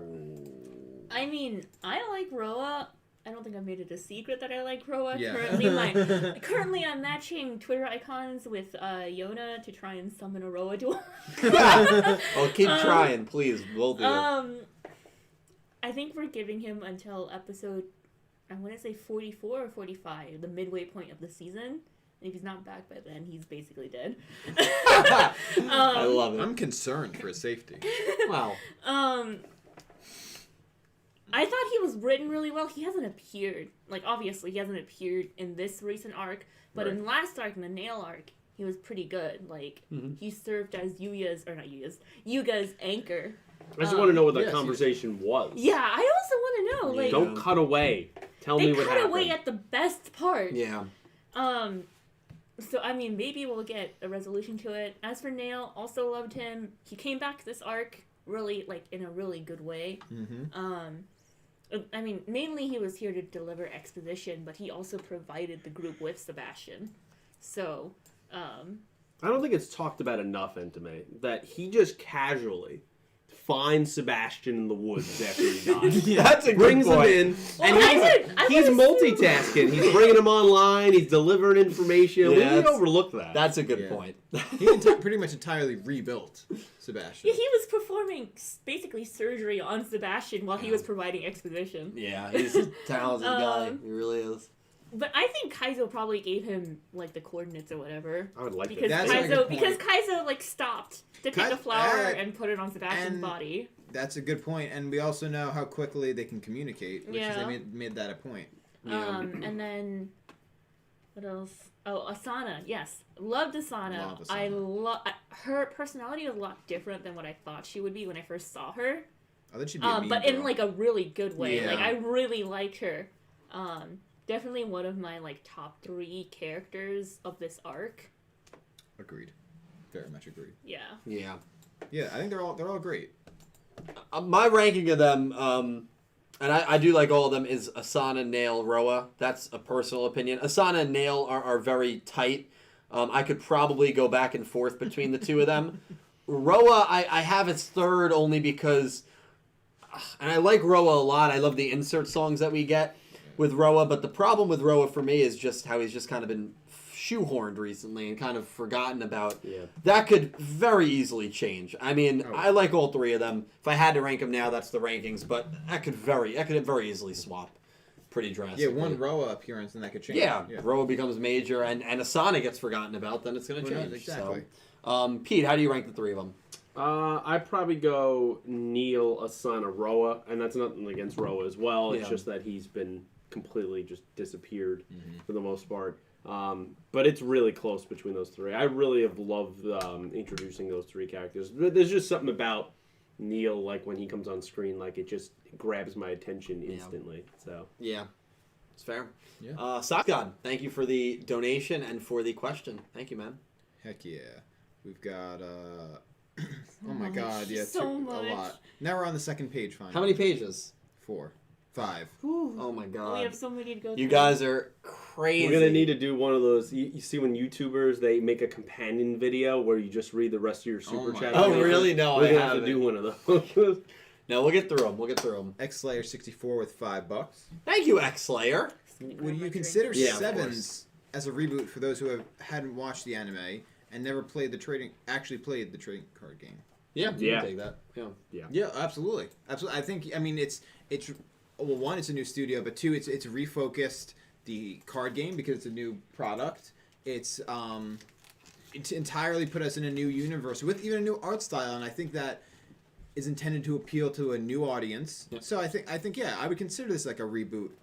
Even though I feel like a reboot often, well, I guess yeah, I was gonna say a reboot often has a lot of the same elements, but this in a way does. I mean, dueling is still an element, Yeah. and so yeah, I would consider this a reboot. Yeah, I For completely that agree, reason. X-Slayer. I mean, you would agree with that this just kind of feels like a rebooting of the Yep. franchise. Yeah. I mean, I think it definitely helped get new people into Yu-Gi-Oh because it's so simple, Yeah. and the main game has gotten so complicated. It's Yeah. certainly got me back into the card game. Right. Right. Oh yeah. The thing is, like, yeah, the more complicated it gets, the less accessible it gets for new users. And the show, and in terms of like both the show and the card game, they're all, even though like you can't really put an age on it, right? But there are people aging out of it. It's just a reality. Yeah. So they need it. Yeah. Right. There are people that are aging out of the card game, and how do you bring them back? Maybe it's not about bringing them back. It's about bringing new people to replace them. Yeah. You know. It's just daunting if you're jumping in and just if the card Exactly. game is so complicated. Yeah, you're how's like, a how 10-year-old am I going to gonna jump do into? this? Well, that's why Jordan had to drop Vrains. She just couldn't She follow. had no the- idea. She's never watched Yu-Gi-Oh Yeah. before, and they're like, we have Oh, episode-long yeah, no. duels, 2 episode-long duels. Where she's like, what am I watching? No, I'd it say- was a learning curve. Oh yeah, I know. Yeah, you guys really stuck it out. I'd say Vrains and Arc 5 are probably the 2 worst shows to start on Yeah. for a new Yu-Gi-Oh fan. I actually might argue that Arc 5 might be one of the better ones Really? to start on because it kind of introduces you to the others. That's fair, but I you mean, like, obviously, if you watch the others before Arc 5, you would get more of the Easter eggs. yeah, But it does segue you into the different summoning styles and into, like, Yu-Gi-Oh! And how it picks up. that's true. Yeah. But I think yeah, you no, miss I a would lot. Not, yeah. Yeah. I think you definitely miss the Easter eggs, but if you were to start, I would recommend Arc 5. But, Really? I mean, I'm biased. That's true. I would say I would probably recommend. I think the original is probably I would not recommend the original. because of Duelist Kingdom. Yeah. But I just That's tell what people. I love. Forget the rules for it. Yeah, I would just tell That's people great. Duelist Kingdom is Duelist Kingdom. We But bring- I think the original or GX gives you the best basis of how to play the game. Yeah.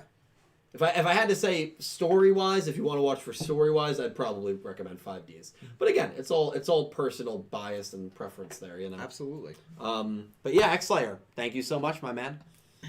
Much appreciated. We have $10 from Jack Knight 21. Thank you, Jack. Big donation, man. Hey, Dylan, Pete, Nick T, and Entame. How's it going? Hey. It's good. Liked the episode. Liked Yuga's traps. Big weekend coming. Pete, what is your favorite elemental hero right now? Dylan, what did you think of my deck? Yeah, Jack, loved it, dude. I really hope that you kill it in the tournament, dude. I really want to know how you do. I'm assuming it's this weekend, based on you saying big weekend. But I looked over it, actually, right after the stream ended a couple of nights ago, and I forgot to reply. But, dude, I am really excited for you, and I think this is going to be a good weekend for you, man. And even if it's not, as long as you have fun. And thank you for the very generous donation. Pete, E-Heroes, bro. Mudball man. Mudball man. Yeah. Interesting. Mudball man? Yeah. That is very interesting. That is the fusion between Clayman and Avion? No, Bubble No. Man. And Bubble Bubble Man. Mudball man. I love it, dude. I love the Remember, uniqueness. clay, Oh, yeah, water makes mud. Yeah. That's true. That's true. Pete, dude, I actually like the way he looks a lot. that's a good call, bro. I think he's a cool look, man. That's a great He has a call. lot of interesting elemental heroes. He does. He does. Yeah. Jack, thank you so much for the, Don't know. don't know. We have $10 from Drago77 Blue. New shot at the ending, I believe. Shows all the important characters in the series, meaning that Neil, Asana, and Haruka could most likely come back in action, which I'm hoping for, by the way. Also, hi, Entame. Hello. Drago, thank you so much for the very generous $10 donation. Yeah, let's talk about that ending shot. Asana and Tiger holding hands. I think that's the big talking point for me. That clearly indicates that there is some bond that the two of them share. I asked you guys right before we went live. Yeah, Yeah. it has to mean something. We'll definitely get that at some point. Definitely. Surprised we haven't gotten it yet, but as Yeah. Entame always says, and she's absolutely right, there's still plenty of time for it. Absolutely. Not surprised that they know each other given the Caterpillar and Tiger episode. So Tiger it's not a Tiger shock, yeah. seems very like Familiar with... familiar. There's the word. Familiar with the Machine Cavalry Duel Club. Yeah. Definitely. So Yeah. Definitely. Yeah, I'm I'm interested to see excited. what the connection there Yeah, is. we'll see how that is. I mean, I feel like they're implying something, but I guess we'll have to see how that goes. Yeah. Yeah, two very well-written, powerful, strong... Yeah. women I in like the show. that whole shot in general, just because like every character's like persona, I think is really Yeah. is You're like, really Rook's well all done. beaten up. And Gakuto is all like neat and tucked in and Yeah. everything, Yeah. and like Yeah, no, it's so Ro is cute. striking a pose. Yeah. Yuga has the wrench, wrench in his yeah, hand. so And the Yeah. robot on his t-shirt. yeah, it is a It's all good well scene. done. Neil's facing away from everybody. yeah, I didn't even notice yeah, that. that was going too. Yeah, it's a good scene. Good scene. Very cute. Very cute. We have $5 Canadian from Drone President The Controller. Thank you, Cammy. You changed the warning donut. Like, I think she means the dono alert, right? I Yeah, prefer the. it Oh, has well, that's the- because of What is the alert? it's the Red Dead one. It's the Red Dead one. Yeah, Oh. Because we got we. We had some technical There were issues. technical difficulties. Yeah. And that's why there's no bar on the bottom that shows the legends and the monthly top. Dylan That has will to be rebuild fixed. the scene. Basically. I have to rebuild the scene. The scene got deleted somehow or overridden by another scene. Nightmare. Oh, So yes. yeah, Streamlabs is just a disaster. So I'll work on that. But yeah, sorry. Bear with us for the donation. It's not you say. I'm sorry about that. But yes, I changed that. I prefer the old one. I really like the duel. Towards the end of this duel, I took for Asana for the good of R6. Huh, I don't know what that means. Yeah. 5 out of 10. 5 Oh, out of maybe 10. root it like. Yeah, I'm not exactly sure. Oh, though. rooted for... Yeah. That would make sense. Rooted for Asana for the good of R6. Yeah, I think so. Honestly, towards the end, I was rooting for her as well. And I felt bad. Yeah, I Oh, felt yeah. bad. I really like, felt bad. Like, she... Obviously, it meant a lot to her. Yeah, and it did, and like everything she like was like working towards was like falling apart in front of her. Like not only was R6 falling apart, but like her chances of fixing R6 were Yeah. falling apart. Mm-hmm. So like yeah, you feel really bad. Like Yeah, it was sad. that's I mean, her life. Galliant afterwards, he was crying hysterically. Yeah, he dude. was on his He really knees. He was crying. Everything he's worked for. He's on his knees, but then like a few shots before that, he's held up by crutches. And so I'm like, when did you get fixed when Asana just landed on top of you? That fixed her? Time works very different for Galliant. We know that. Yeah, that's true. That is true. He's like a Time Lord. Like, he can age. Like, he's Mimi in this. He's Yoshio's dad. That's it, and they got confirmed. Now, do you like that theory? I often log onto my Twitter and I see you tweeting about how bad my theories are, which, by the way, I love. And do you like the theory that that Galliant... I do it out of love. I know you do. Concern. Oh, I know. I'm happy because someone's gotta really check up on me. That because people out there, they encourage this. That Galliant is married to Mimi, or maybe they're separated, but Galliant is Yoshio's father. What do you think of that? No, absolutely not. You don't think there's any chance? Absolutely not. Okay, there you go. So that theory has been we really don't know how old he is. Nick T's on board. It's like a comedic thing that's played for laughs that he's so... It says in his introduction, in the magazine introduction, where it's like he's an elementary schooler and he styles his sideburns to make him look older. Yeah, it's almost like a mustache. I was actually, I was actually watching Sevens with a friend of mine, and they mentioned that Galliant's like body type, because he's really bulky, right? Yeah. He's wide, yeah. and like Kayama's like really tall.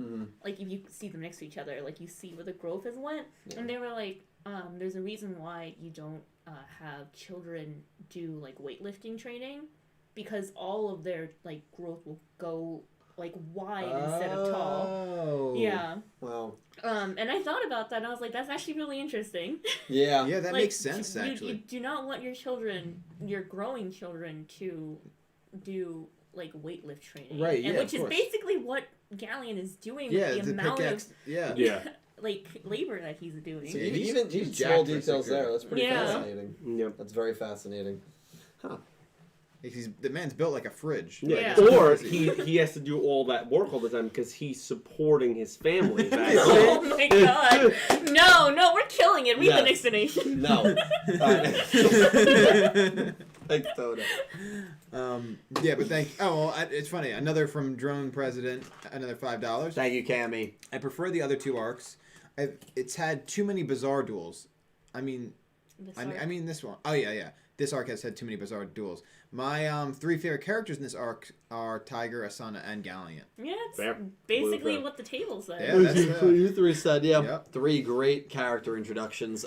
Yeah, definitely some bizarre duels. I think every arc has had a little flavor, a little spice of that bizarreness, which I think makes Sevens what it is, which is kind of interesting.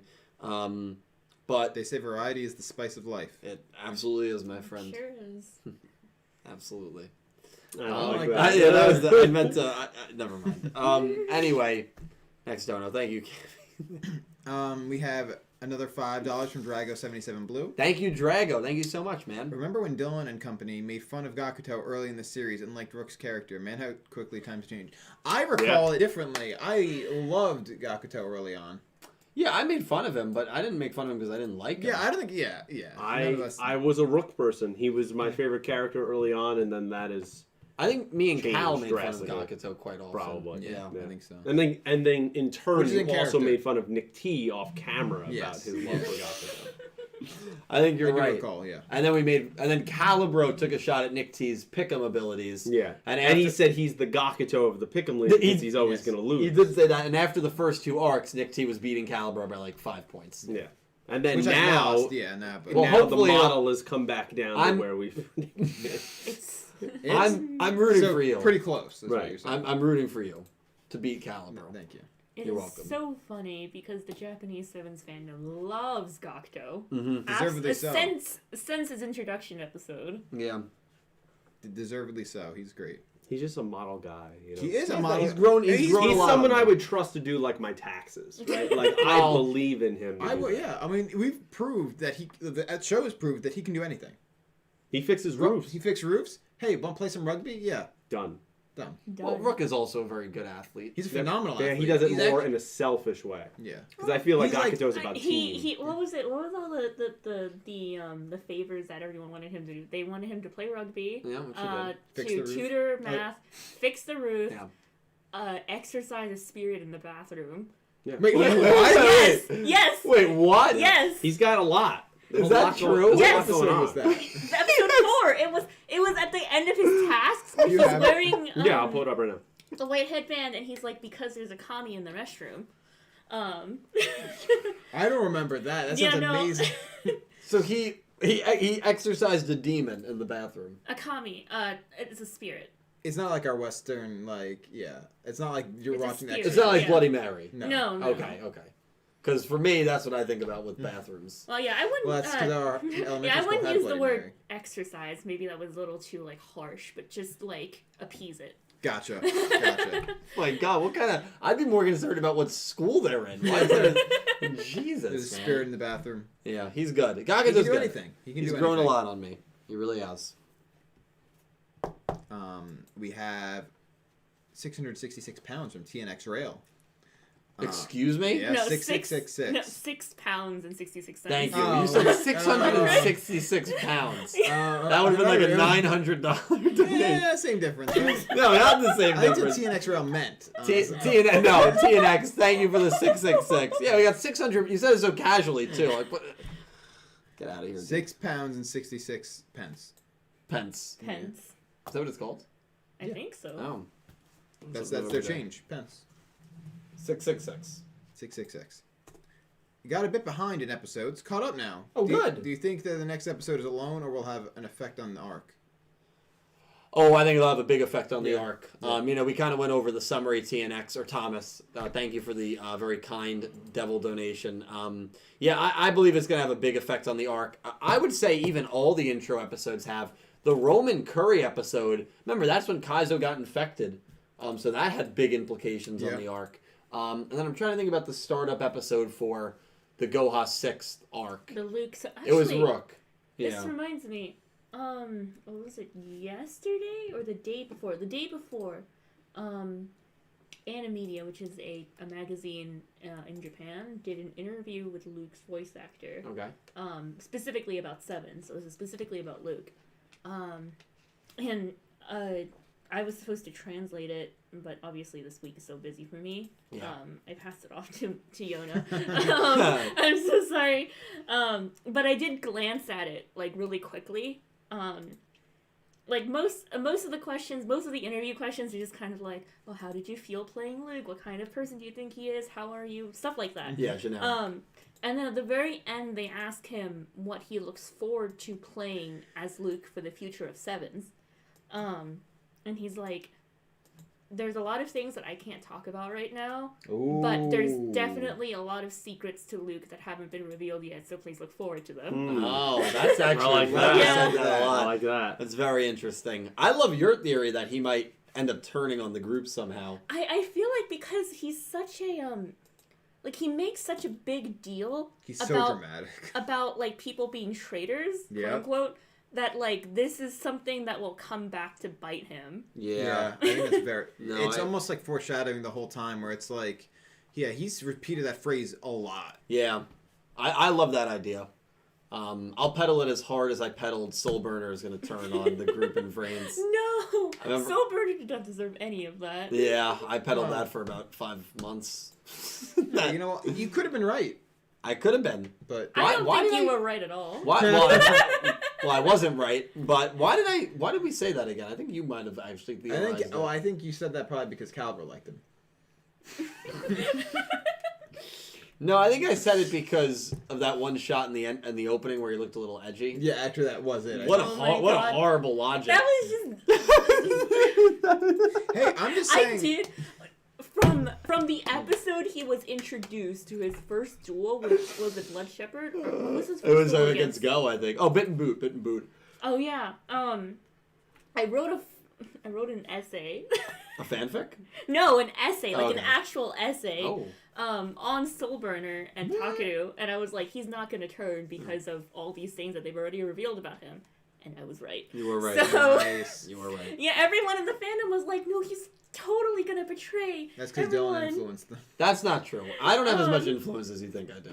I really don't. And I was like, no, you're gonna listen to reason now. Yeah. We should have listened to that when we picked You're the- Yuga Roman. Because That was a It's not bad gonna be pick. good. It's I not already gonna be said good. it. I already regret it. going to be good. Anyway, next dono. We have $5 from Shark King 101. Thank you, Shark King. I appreciate that, man. I still can't believe that Yuga is a part of the family that created What? Goha. No. He just knows so much information about Go. No. Oh, I think he's theorizing. He probably meant to say... The exposition from this episode is from Nail. Nail is reading from a book. Yeah. He I mean, Yuga does know that... He also mentioned that he only knows about the machine because he read about it in the library. Yeah, he does, though, assume that Asana is in Goha Corporation's back pockets, which I guess Roman, Gakuto, and Rook had no idea, because when he made that statement, they had a shocked reaction. So he did know that, but... His deduction skill is literally just above. Yeah, I just think everybody it's him being very smart. Yeah. Yeah. Kid's a genius. I mean, that is a theory I've seen thrown around there, that he does have some ties to Goha. I don't think so. But I don't know if I buy into it too much. I also think I misread. I said I still can't believe. I still believe. Yeah. That's okay. right. That explains that. Yeah. Okay. Yeah. I think it's an interesting theory. It is an interesting theory. I don't necessarily subscribe to it. I think Yuga's really just that brilliant. Yeah. Yeah, he has like really great deductive reasoning. Yeah. So he's been every time like someone's like he just like has this knowing smirk and says what nobody has realized up until that point and is almost always right. Yeah. It's happened like every arc. And like you go back and watch previous episodes and you see that they laid the foundation. Like you could have came to this conclusion yourself. Yeah. But then you don't, and then But then you don't. But then he comes to it and he's like, oh, that makes sense now. It's like nothing's out of like left field entirely. Yeah. he's a very perceptive young man. Yes. I made myself sound like 75 when I said that. You're gallant. Shark King, thank you. If you were to ship Gakuto and Tiger, would their ship name be Gaka Tiger? What is That's that? I like that. That's actually. really cool, That's right? really I just cool. wrote Like, their where names. did that even come from? Well, I wrote their names above each other, and then I just added Iger onto the end of Gakuto and Gaka Tiger. I just think do you that's... feel proud of that? I've never made a ship, an OTP, I think, what is that? That probably pair? Yeah. Yeah. Yeah, I've never done that. Revive your channel, So honestly. that's I Make like a video That, I on like it. that ship name. Make a video on it. Gaka Tiger. Tiger. Tiger would eat that man alive. Yeah, no, you're right. You're absolutely That's exactly right. what he needs. I don't actually, to be honest, I Exactly. don't think there's a man in the Sevens universe that is befitting. No, but of that Tiger. could work, though. Yeah, right? That's what I'm Gaka saying. Tiger. That could work. I In a think hypothetical. Yeah, I think his personality is very... She- I would need to see them actually interact. Yeah. Because they actually have not. They have not. No. No. But they're both very, very committed. So, Yeah. They're both committed, but to she, themselves. Yeah. she would eat him alive in a way that like would work. She'd be like he would just do anything she asks. Yeah. It's not a bad dynamic, to be honest. Yeah. Your thoughts, Pete? just a guest. Just a guest, you know? Oh. Next dono. Thank Thank you. He mentioned Gaka Tiger, right? Yeah, Or was that me? That was you. That was you. We have $5 Australian from Electric Kevin. Thank you, Kevin. I must be one of the few that likes Django a lot. I thought he was so funny and awesome. Also, again, Sevens will be the best Yu-Gi-Oh anime series. Thank you for the donation, Kevin. What were your thoughts on Django Entame? I'm I actually mean, curious. I thought he was a fun, like, comedic character. Obviously, he had the Shinji like undertones that Yeah. made me go not really like him. I didn't Oh, quite you don't like Shinji Weber? No, I didn't Okay. quite like Shinji in Arc 5. I know a lot of my friends did. A lot of Sorry, people guys. did. He's a popular character, I personally did not like Shinji.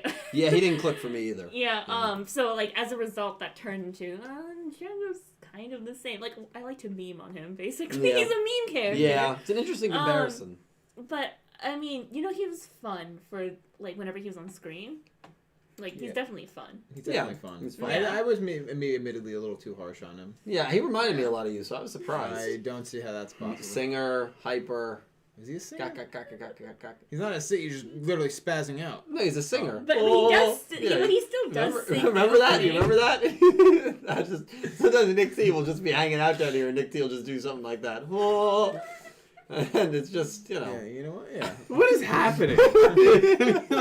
Christ. Oh, next donation. Well, he's okay. He's funny. $5 from XSlayer64. Thank you, X Slayer. Do you think the Rush Duel card designer create the sushi boat cards that got announced? Yeah, They aren't, like, related but do you think there was inspiration? from, like, Sushiko. Sushiko? Probably not. I don't know. The sushi-ships are, like, so, like, okay, yes, there's sushi, but, like, they're, like, ships. Like, sushi ships, which is, like, such an interesting combination. It is. I really like them, by the way. I when they first came out, I, like, immediately sped off to Yu-Gi-Oh! To read them. To read the cards. The normal monster included in the set, the flavor text is written like a food review, which is like... Oh, really? Yeah, Oh, that's cool. it's really... I think if you click on this and then you go to the link, it's written like a food review, and it's so nice. It's so creative. But do I think, like, Sushiko herself had anything to do with it? Probably not. Also, the Rush Duel card designer or, like, the artists are different. They get different artists to do a lot of different cards, so they're not, like, the same person. Yeah, that's fascinating. Yeah. I mean, it's... Yeah. Yeah, no, the normal monster with the flavor text is a 4-star, is a level 4. And in the review, the guy Great. rates it a 4 stars. That's amazing. that's like, it's so great. That is really I love cool. it. I love the flavor text on that. Yeah, they've been reviewed very highly, the sous ships. A lot of people seem to really like I like the the whole way they concept look. It's of them. really interesting. It's such a, like, interesting concept. I could never think of that. No. Like, Yeah, look, this one looks sick, actually. yeah, right? Yeah. It's Xyz, right? Yeah. That's sick. Yeah, it's so cool. Yeah. Like, I love the idea. Yeah. X Slayer, thank you for the donation. Maybe they took a little bit of inspiration from Sushiko, but Yeah. you know, still a really, really cool design there. We have another 5 real from Kaio. Thank you, Kaio. Django and Pigeon Guy have opposite decks, but their ace are somehow similar. I like them both and want them to make a deck with the 2 archetypes. That's true, actually. What is the similarity? The ace. The ace. I think the Rebelliant and Dove Knight? and like the humanoid kind of characters. What was Django's was Rebelliant. Yeah. Of the Rebellion. I think they were both kind of like warrior Yeah, looking characters. And you know, they have Humanoid. decks that are based on like animals or insects in the ant case. So then to have like a warrior monster, I can see the similarity there.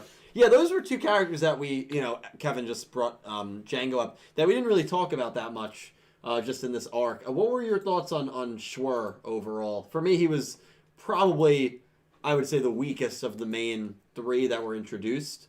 I don't know. He didn't really grab me. He wasn't egregiously bad. No, he wasn't. He was egregiously just very bad. bland. I mean, like his dialogue with Dove Rap like funny? Yes, but he didn't do much. His backstory was interesting. I just wish it was expanded on a little the way bit he more. saved the pit, like Dove Yeah, Rap. I think that was I think so great. too. But- I like that a lot actually. But other than that, he really didn't play a huge role in the events of the. Yeah, not nearly as what like Galliant did. What were your thoughts on? Actually, I want to hear Pete's thoughts first. Yeah, Pete. What were your thoughts on? You What wanna were hear my about- thoughts on Schwer? Get him. Yeah. Get him. Go for it. Get him. Yeah, I'm the dog of this podcast. No, I mean, yeah, I wasn't a huge fan. I mean, he had a tiny redeeming moment there when you had a little bit of the backstory of him in the snow, but we never really get to like his relationship with the dove and like the pigeon and how that came to be. How did they both end up in the snow? I understand why he worships Asana because he was saved, but Right. there's nothing else there. And then I don't like a dynamic a lot of times of, hey, I have a person actually doing the action of dueling for me, but I'm not the one dueling, it's someone else. Yeah. You know, that was a thing I wasn't a huge fan of in Brains when Lightning did that with Jin. Mm-hmm. I don't like that kind of gimmick when that happens. Yeah. And especially for a character in the Pigeon who can only coo, and he can't literally talk, or we don't understand him. It leaves a lot to be desired. Yeah, I think that's very fair. Your thoughts? I also sort of dislike him, but mine is not because of his actions in the show. I just dislike him because of his name. Because we don't know what his name is. Yeah, no, like, if like anyone here reads my like translation notes, when he first spoke and I had to like put his name in the subtitles because he introduced himself, I very clearly was like, I personally don't agree with the Schwer like romanization, but it is the compromise that the group came to, because all of us disagreed on how we should romanize his name. Wow. All of us disagreed. This is like Wow. the first time, because not the first time, but it was the first time where we all just chose a compromise. Actually, none of us picked Schwer as our first choice. Wow. Wow. None of us picked Schwer as our first choice. Chevelle It was was- one, right? Chevelle was what Yu-Gi-Oh! Org translated it as and what Wikipedia has now. Okay. It is what Google Translate spits out. I mean, for a name like that, I wouldn't blame anyone for using Google Translate. It's like, why? Yeah. It's so bad. Personally, I liked, what was it, cheval or whatever, which is like horse in French. Mm-hmm. Oh, interesting. And I think Yona liked Schubert or something like that. Oh. We could not agree, and it wasn't just us. DMC also had a note that was like he wasn't sure Yeah. on what the actual spelling was, and then Wikipedia and Yu-Gi-Oh! Org used Chevelle. So all of us had different ideas on how we should romanize the name. So in the end, we just chose Schwer because that's what DMC used in the cast list. And we were Yeah. like, There, it just okay, makes it there it easier. is. Yeah. So we don't refer to him like by his first name. We refer to him by his last name, Kayama, because we just don't even want to deal with it. It's That's easier that fair. way. Yeah, no, and that's why I just don't like it. Yeah, no, that's fair. That's a fair reason.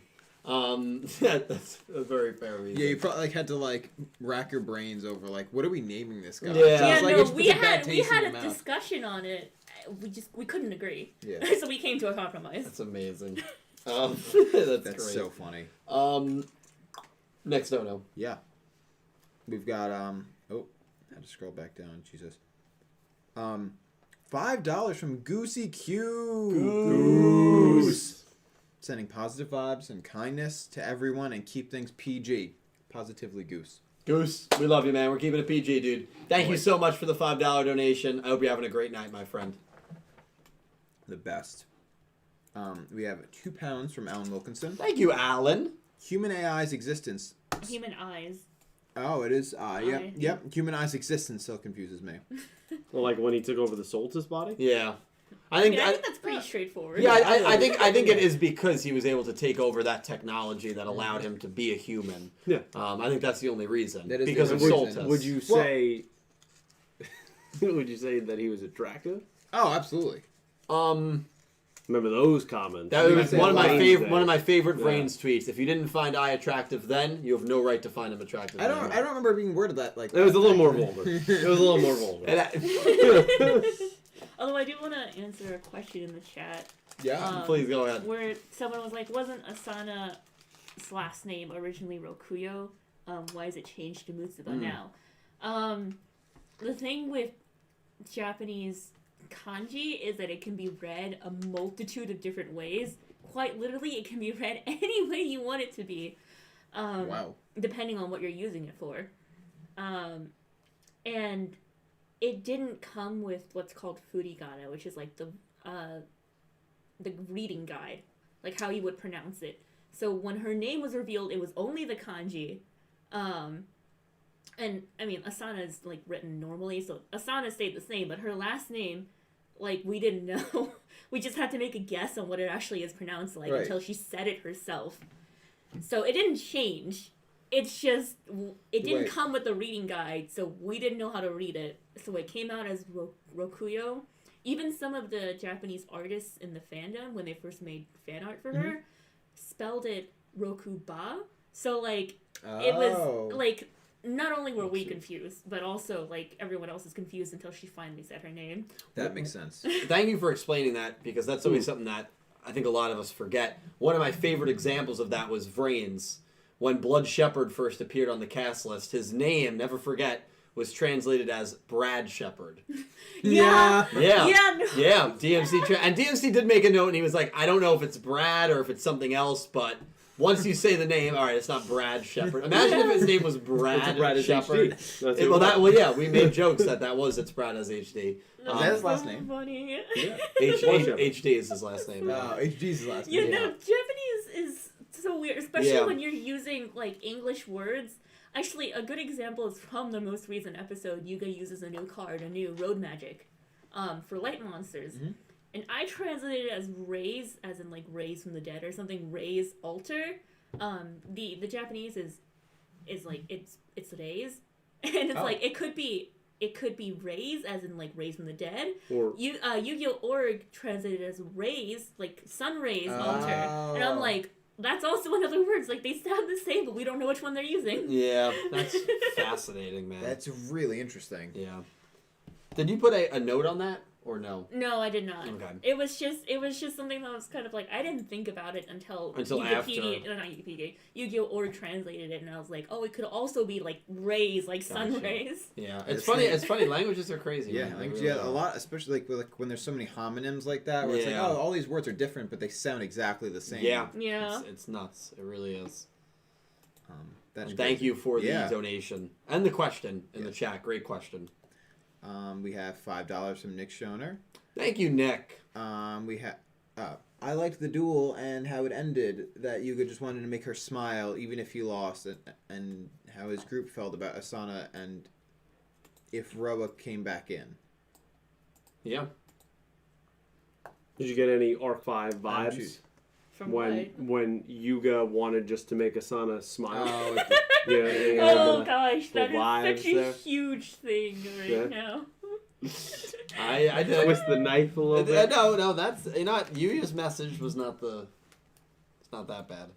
Yuga's message was not bad. It was just the execution. Yes. I just fully smile, agree bro. with that. Just smile, bro. You know, and, I mean, like I blame that on his father.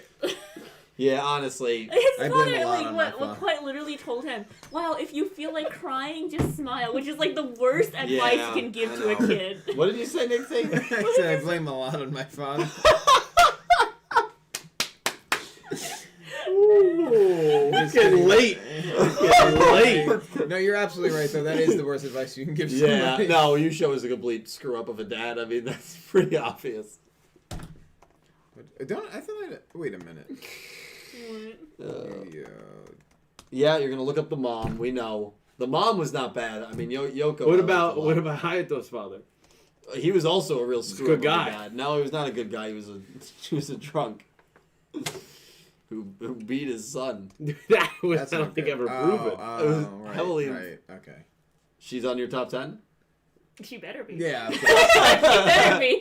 You better be is right. course. Top 10 mothers on Mother's Day. Top 10 fathers on Father's Day. Pete's doing that one. Look out for it. I'm doing top 10. I don't think it's gonna be a lot to go through. I'll do it. You know, They're all horrible.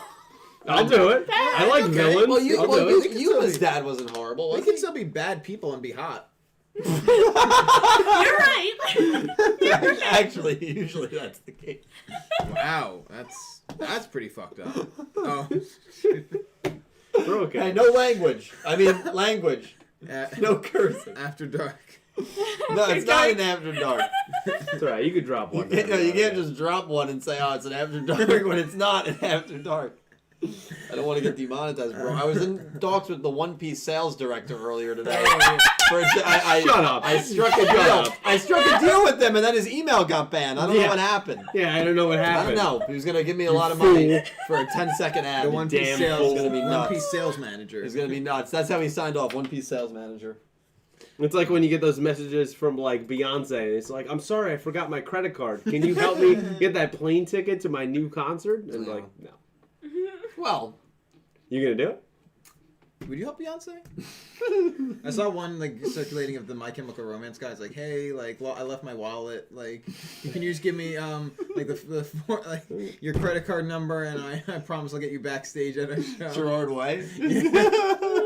I'd give Gerard Way my credit card number. Like the actual Gerard. The actual Way. Gerard Way. Not, The not a yeah, scam. the actual Gerard Way. Anyway, next dono. I don't know what's going on. Kyle donated another $5. Did we address Nick's donation? No. Wait. No, we didn't. I'm sorry, Nick. Yeah. Yeah, Yuga just wanted to make her smile. Okay, we joked about that. Yeah. How his group felt about Asana and if Roa I think he came meant to back see in. to see if Roa came back in, which he did not. The row is gone. Roa, again, Entame is willing a Roa duel into existence, so it'll happen, I think. Manifestation. Yeah. Manifestation. Entame and I Yoda. manifested a Gakusho duel. We're gonna do the same for Roa. Yeah. Will Absolutely. Roa or Nick Yagi show up first? Oh, God. If At Nick, this Well, we point, had two- at this point, Nick Yagi don't might say show it. up first. Don't say that. Nick Yagi, I'm willing Nick Yagi into existence. I've You been- have 2 episodes left because he's not in I 40. can't You have wait. 2 episodes I've left. been- He's gonna be in 42. Okay. He's gonna be 40. Yeah, it's Okay. confirmed. I hope he is. Yeah. You want to get in on the bet? I can give you my Yuya Sakaki wig. See, I have no problem Yeah, dressing up in let's do it, let's do cosplay. it. I've been there, done All right, that. so you bro. join the bet. There's no threat here. I'll do Yugi, and then the next week I'll do Yuya if Nick Yagi's in. All right, done. All right. Yeah. Okay. So for 42, that means if Nick Yagi doesn't show up, Yugi and Yuya. Yep. Done. Okay. Done that'll and be done. that'll be a That'll great be stream. amazing. Oh my God, I can't wait to see both of you on those wigs. No, I can't. We're going all night. Yeah. I don't like what I was saying. We go to the next donation. Next donut. So we have the 5 real from Kaio. Thank you, Kyle. Laura R28 said something along these lines. The problem with Yu-Gi-Oh! 7's No, Road... with Seven's Road. What? Seven's Oh, Road Magician. Mhm. Yeah. The problem with Seven's Road is the CGI. To me, it's a good design. It seems unique and fitting to Yuga. Fair. I mean, like I said, it's grown on me. Yeah, I like Seven's Road a lot. it has grown on me as well. I still think the Steel Tech deity No. is better. Can I ask this question? Yeah, of course. I just want I to think bring this Seven's up. Road Witch is better. Oh, Did, yeah. did Yuga in this duel predict what was going to happen? Like, he just knew Asana's moves that well. Yeah. Because he had on the field, he had what the new one, right? The D Mirror or whatever, Innovator, right? yeah. Which then he couldn't use because it's a machine type. She had an exact counter to go against that, but he knew she would do that, so he had a card to switch it to where there's spellcasters, which was really the only thing in his graveyard, and that allowed him. Like, Well, the thing is- like, so did he know she was gonna do that, and that's why it worked to his favor? Because he knew he was gonna be able to use the machine effect because she was gonna block it, right? I think, like, Yuga's whole deck is spellcasters. In order for that thing to work, It is have if to he be. had a type change card. Which Or he the did. maximums engraved. Yeah. Yeah. Or the Which he didn't maximums are in have. the grave. 'Cause- Well, he counted on probably the maximums being in the grave or something. They weren't, but he had a backup in terms of TCB because his Yeah. entire deck is spellcasters. Like, why would you rely I was on a wondering what machine? his strategy was there, because I'm like, if it didn't play out the way you wanted it to, like, you were screwed. Yeah. Like, he was screwed. Well, I think no matter what, whether Asana uses that trap or not, he was going to always change into spellcasters. I just think he got lucky that Asana's trap was a trap that ultimately was irrelevant and wasn't a trap that could have actually stopped his move. Because I think that was his only path forward, to change it to spells. Asana can only activate that trap, which is something I got wrong in the review. I edited it in the pinned comment because I thought Asana misplayed. I was like, why wouldn't you just wait until Yuga changes it to spellcasters, battle phase, and then activate that trap and declare spellcasters as the type that can attack? But to me, it seemed like she jumped the gun. But with that trap card, you could only activate it when a monster gets summoned. Gotcha. Right. So that's why she didn't misplay. Yeah. Which That makes a lot of people corrected me on that, and I immediately edited it in my pinned comment. So sorry if anyone kind of felt what I was saying there. You know, my TCG knowledge sometimes is a little. You're doing great. Thank you. Thank you, man. You got it. Next dono. Yes. The Nerds with $5. Thank you, the nerds. Favorite MCU ship? Favorite MCU. Oh, well, we just switched it up. Switch it up. Favorite MCU ship. Pete's definitely got this on lock. He already has his answer. A ship that is an actual ship or a Captain- ship that I want. A ship that you want. I Say Captain always- Marvel and Scarlet Witch. No, I was always a big fan of the Black Widow Captain America thing. I think in Captain America the Winter Soldier, I really thought they had some great scenes together that they could have played on some of those dynamics, considering they're so different. Yeah. But then, they just became kind of best friends, which was totally fine. Yes, Yeah. that's cool. Yeah. Actual, like, together, I mean, I was always a big fan of Peggy and Cap. Yeah. I really Oh, like yeah. that. And then Yeah. now recently especially, they've really did a great job with Wanda and Vision. Yeah. I would say as of right now, existing one. I know a lot of people are big fans of Tony Pepper. I'm not. I'm just don't. I think it's because I hate. I think he really has not treated her. Yeah. And also, well, that, but also I just think in terms of the MCU, like I don't think Tony's great to her in many ways, and so like I really don't like support a lot of that. You know what I mean? No, I do get that. So Dylan's got a lot to say about Tony. I'm not gonna say it tonight. I've always liked Batman and Catwoman. I always felt like they had a very good. That's dynamic. not the MCU though. Oh, Marvel. Marvel. Oh, Marvel. I'm gonna get You're an asshole. CMC'd. What am I gonna say? Yeah, for what are you Marvel? gonna say? Is Captain Marvel ever associated with anyone romantically? In the comics, yeah. Who?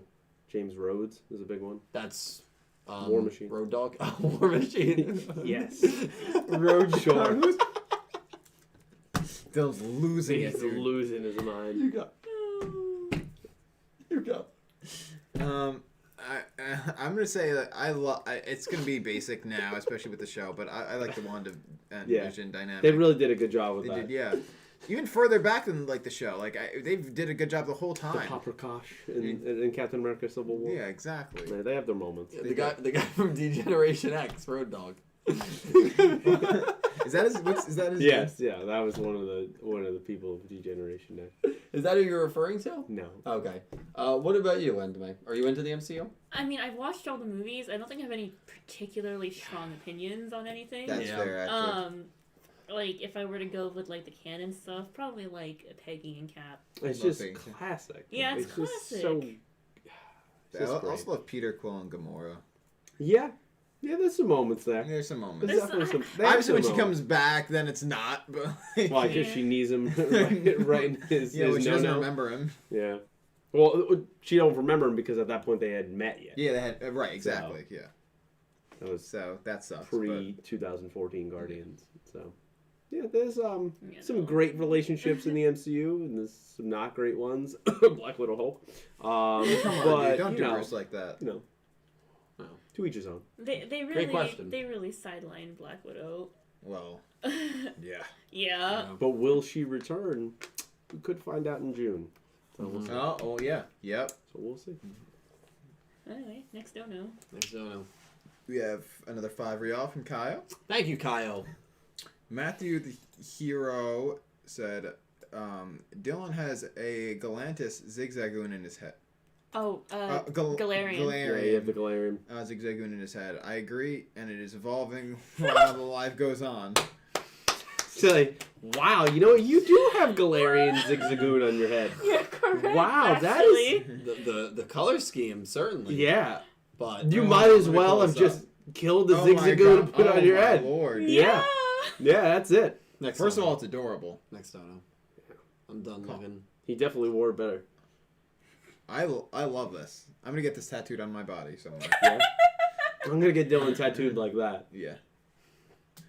Oh my god, it's actually scarier on camera. It's Very horrifying. on camera. Absolutely horrifying. Oh, it is. I look like one of the dudes from Alien. What? Oh, just go on to the next one. Oh, okay. I get what you're trying to. Have you ever seen it? Yeah, with aliens. Yeah, okay. Kyle with another 2. Yuga, the hologram boy. That's when you suggested that Yuga wasn't real. Oh, right. And then after said No. yes. No, immediately no. No. Oh, hey, my translator just came into the chat. Oh. Hey. Hello. Hi, Yona. Um, Yona, thank you for all the work you do. Seriously. yes, Thank you, Yona. actually. Yes. You're Thank you awesome. so Thank much. you. Seriously.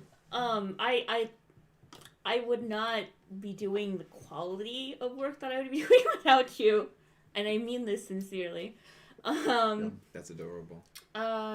Okay, so she said, "Hello everyone. Took me a while to finally catch the stream, but I'm glad I made it. How do you guys feel about this next arc possibly being called the Team Battle Royale arc?" When you drop Which it. is actually Give me some tournaments, which man. is That's actually what I want. probably the only thing we did not discuss yet. Yeah. Of all the rumors and Yeah. the openings changing. Yes. That's a quick one. Yeah. We did not discuss this, so Yona, that's actually a perfect segue to talk about this. That is the rumor, for those of you that don't know, that Team Battle Royale, right? Or just Battle Royale, one of those two. It's Team Battle Royale. Team Battle Royale. I would absolutely love it. I really would. If you get like Team Yuga, Team Asana, I don't know what Team Nail would be a part of, but you could have Team Roa, and you could have these teams of three or four people all fighting each other in a Battle Royale style. I think of the Arc 5 Battle Royale that happened in the Standard Dimension, which I absolutely liked a lot. Speaking of Arc 5, we haven't had a tournament since Arc 5. Yeah. Oh. That was the second last tournament, because then we had a tournament in 5D's World, the Friendship Cup. But I really liked how Arc 5 did the Battle Royale in that show in Standard Dimension. I would love it. I think this is exactly what the show needs. I think this is how you could have interesting duel matchups that otherwise don't really make sense. I think it's how you can bring characters like Roa and Asana and even Nail back into the mix without giving them some sort of, major role to play. Because it's a tournament arc. They just want to win the tournament. Right. Goha hosts it. They could be pulling strings for whatever nefarious reason behind the scenes. I think it would be really, really solid to do it, to have a tournament arc. I agree, but it does bring up some questions. Like, with it being a Battle Royale, how are they going to incorporate the Fortnite elements? Hey, I've never wanted to hit you, but I want to hit you right now. Can I hit him? Yeah, no, you can. You have full permission. I mean, honestly, I'm going to take one of these lights and just... I mean, really, dude, you did deserve that. Wow. You really did. That's how we know we're losing it. Yeah, you really did deserve that. Mention Fortnite on this podcast. Pete, your thoughts? I am legitimately excited, though. Yeah, skipping over I want a tournament arc. I want it. I want to see. I want it bad. No, I mean, I want to see just duels that would never happen. I want to see some allies fight some allies, man. Like, and I want to like Roman versus we're getting that Roman Yuga. Like Ron's versus we're getting that Ron's versus Gak. Wow. I'm just saying we are getting a lot of these. I know, but I want to see with a little more stakes than hey, I'm just retiring from Rush Duels. We know you're not, right? Like I want to see like we're going to an ultimate goal with maybe a Goha in the background of like they have their own duelists in there and their own cheating kind of mechanisms to get whoever they want. The long-awaited return of Arata. Which would be that's what the community How about has been Arata, asking for. Schrodinger? It could be, Stop! Oh my God, how pathetic would it be if that was the Goha team? Yeah. Arata, Schrodinger, and who else could you throw in there? Soraka? Now let me ask you a question. Yeah. Oh would it piss you off more that that's how pathetic their team is, or if they actually got a win? Who do they beat? I don't know, but let's say they get a win. Does it matter who they beat? I mean, come on. It does, because if they beat, Rinosuke, I think that's okay. If they beat, like, Roman or Tiger, then I'd be genuinely pissed. If Schrodinger beats Tiger in a duel during that tournament... Will you stop watching the show? That would be the only time that I would consider it. I wouldn't stop watching, but I'd be very upset if that happened. Obviously, that's a ridiculous hypothetical. We're never seeing Schrodinger again. And Tiger would never lose to a scrub like Schrodinger, so it doesn't matter. Tiger's... queen. I only say 3 because they've been introducing everyone in pairs of sets of 3. Yeah. It could be a different number, but it's Team Battle Royale, so at least there's 2 people. I say it's 3 because everyone's been introduced in 3s. So this is a good hypothetical. Out of the 3, let's say there's 3 in this Team Battle Royale. Who from Yuga's crew is on that team? Who gets left out? I think Roman. Yeah, that's she who I would might be think. on Team Roa. But then who? Like, I don't see. Ushido gets left out. That would probably actually, Ushido would get left out. Like the way I'm thinking is that Roa is the type of guy to pick favorites. He definitely is the type of guy to pick favorites. Yeah, he's shown that even. So he would want Roman on his team. Yep. And I mean, he has a way to get her on his team. Mm-hmm. So that that just leaves Gakuto, Luke, and Yuga together. But there could also be Gakuto forms a team with Ronze or Inosuke. Yeah. Yeah. That's a good point. Be a weak What team? What team would Nail be on? I could see Nail not taking part in it. Yeah, I don't It's think not he's his taking part providence. in it. It's not his Providence. That's right. That's right. That's all he has to say. If he were, Not my province. if he were, Yeah. it'd probably be like him, Sebastian. Ooh, and yeah. I don't know Kaizo. Kai. who. No, not Kaizo. Schrodinger, maybe? Finger, What if, finger what shikaka. if Neil thought it would be more fair for him to go in with only 2 people on his team than 3 because he thinks he's that superior? Yeah, I can see I that. mean, honestly, Huge superiority his- complex. well, he doesn't have a superiority complex. I think He he just knows he's better, but also he's right. Yeah, like Caliber has a superiority complex because he's not. But like Neil is. You know, like Billie Eilish's songs "Therefore I Am." That's basically about Neil. I like. How did all You those think things like therefore manifest I- themselves It's a great. in First your of all, it's a head? great song. It's a great It's song. a I great love song. Billie Eilish. I do What'd you too. say, dude? Like, how did all those things come together? It comes naturally. Is that concerning? A little It's bit. Selena Gomez. That's a great I reference. don't like what's going on. That's a here. great reference. I don't like any of Look at what's that. Should we happening. get the cardboard cutout? Yes. Look at that. No, back at that. Look up that music video, Naturally by Selena Gomez. And Entame is referring, of course, to the beautiful Yugimoto cardboard cutout we have Yeah. over there. Nope. You mean the Selena Gomez You one? mean- No, Selena I Gomez don't. one. I only see a Yugi. I can turn the camera around. I only see a Yugimoto cardboard cutout. Right. Yes. Great question, yeah. Yoda. So And that's a very good discussion to have right there. Yeah. we have. Wait, we can. Yeah. Yeah, we continue can on do it. Yeah. Because we still want to address the opening and ending changing on Yeah. Friday rumors, but we'll do a few more and then address that. We could close it off with that. Yeah. Cool. We're almost at the end here.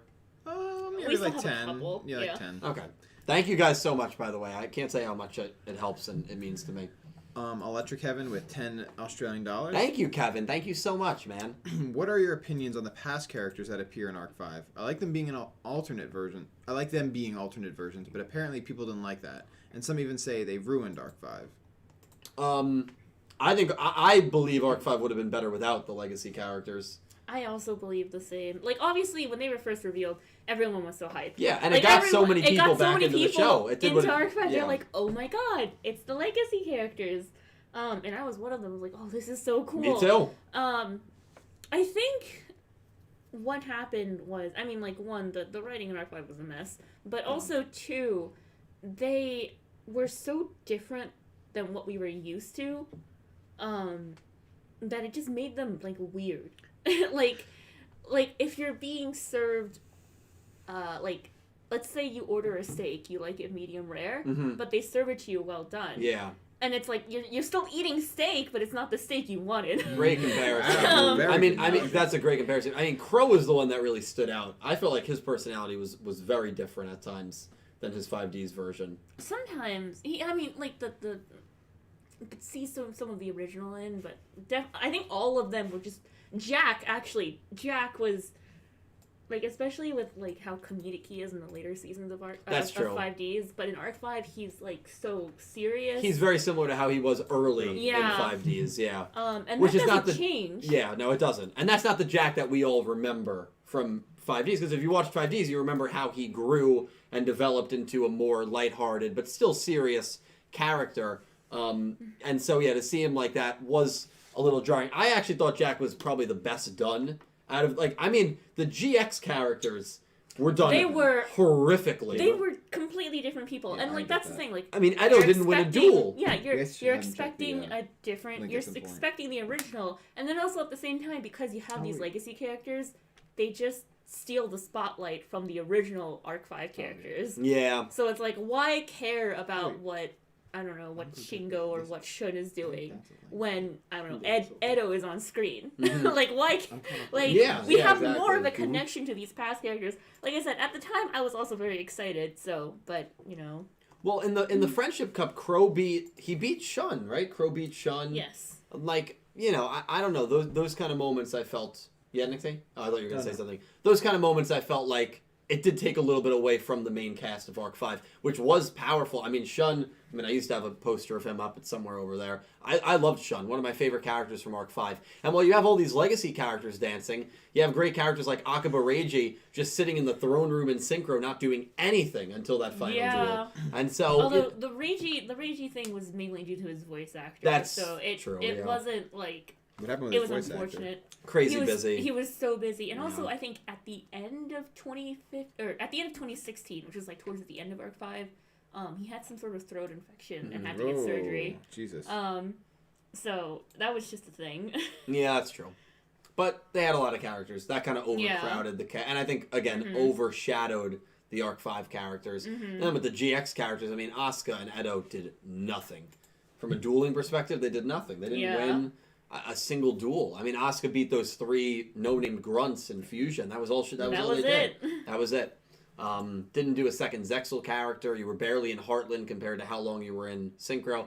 I don't know. I just felt like it. Was there a Duel Monsters character? No Duel Monsters characters. Weird.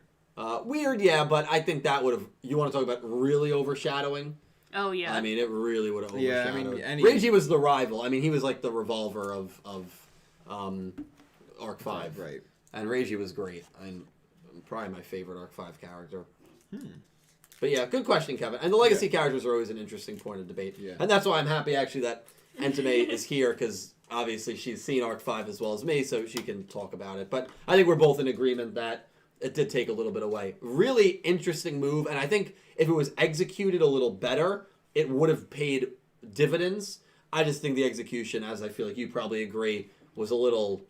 Bad. Bad, yeah. Yeah. That's just our thoughts on it, though. I don't think it ruined the show, though. I will say that. It definitely didn't help, but it was not... Yeah, it didn't help, but It didn't it ruin. wasn't, like, the main factor. Yeah, I don't blame the legacy characters on Arc 5 ending the way that it did. So, I'm not as extreme on that as some people are. We have another 5 real from Kyle. Kyle, thank you so much, man. I don't really. know the context for this one because he said besides Luke, he's a threat for the whole anime. I don't know when this came in. Yeah, I'm not sure. Say it again. Besides Luke, he is a threat for the whole anime. Maybe referring to if Luke becomes a villain, he'll be a threat for the whole anime. I don't know. I don't know what the I mean, besides that's part. just my theory and my belief. That... Kyle, you can comment it right now. Nick Teal, watch for the comments. Yeah. or someone What will. was the context for that? Yeah. What was the context? But thank you, Kyle. I appreciate it, man. Also, really quickly while He we're might, waiting, Yeah, of he might course. be meeting Nick Young. I saw Yona's comment. Yeah. There you go. Which reminded me, Nail does have cards coming out in the next set. That's right. He's got that spell with the dragons Yeah, on we it. we That's got right. the spell I with told the you Drago that. on it. Yeah. And so it's like, oh, he could be dueling. I mean, that's the only maximum left, right? Yeah, I guess right now. technically, As of yeah. right now, yeah, Yeah. it's the only maximum left. But there is a spell with Yuga Dragon on it that got revealed for Dynamic Eternal Live. Yes. Yeah, so I did see that, and I remember telling you as soon as it Right. came out. So I was like, that that's a good pack sign. It's going to end up just being about Neil and nothing to do with Raw. So, Yona, no, don't say that. thank you for... Is Yona the other person trying to will this duel into existence? Yes. All right, well, keep doing it, Yona. we want to see Roa duel. Yes, we do. But yeah, good job bringing that up, because that was something that I had seen, failed to mention. Yeah, I Nail- also forgot. Yeah, there's just so much to talk about. Nail does have support coming out, so that is actually something that could be an indicator of Neil dueling. Indicative, is that a word? Indicative. Indicative. Indicative. It's the same thing. Is it Patreon or patron? Tomato. Okay, thank you. I've heard both. Okay, because Barrett yelled at me for saying patron. Really? Yeah. I hear both. It doesn't matter. Okay, thank you. I always Barrett. say patron, like patron of the arts, but like Patreon. Thank you to my I say silver tier Patreon. patrons. I say Patreon. well, Patreon. the Patreon is the service, right? Yeah. But the people that give you money are the patrons. Or patrons. I say patrons. Yeah, that's fine. It's fine. It doesn't matter. Okay, good. How was Barrett these days? I don't know. I haven't spoken to him in months. What? Okay. Yeah, I really haven't No, spoken to him in a that's not while. I gotta reach out. Yeah, I gotta reach out. But him bullying me does not interest him anymore, so now he doesn't reach out. I mean, that's exactly it. Yeah, Oh, yeah. he lost his enjoyment. Alright, Oh, that's okay, sad. explain. We have actually I'm gonna ask these in succession. So we have two $5 donations from XLayer. So for $10. Thank you, X Slayer. What is your favorite Xyz monster? Can't be from the anime. Can't be from the anime. Oof. Oh, wow. Only applies to Dylan and Entame, right? Because And then favorite fusion. and favorite fusion. Favorite pendulum too. Oh, wait, there's a third one. Yeah, for another 5, your favorite pendulum. None of them can be from the anime. Nope. Oh, jeez. Dude, that's It's a hard-hitting question. I mean, actually, for me, it's very easy.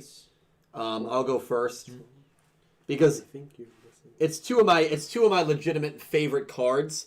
So Red Eye's Flare Metal Dragon. I have a like a faux giant card of it over there, and I also have like a 3D version of it.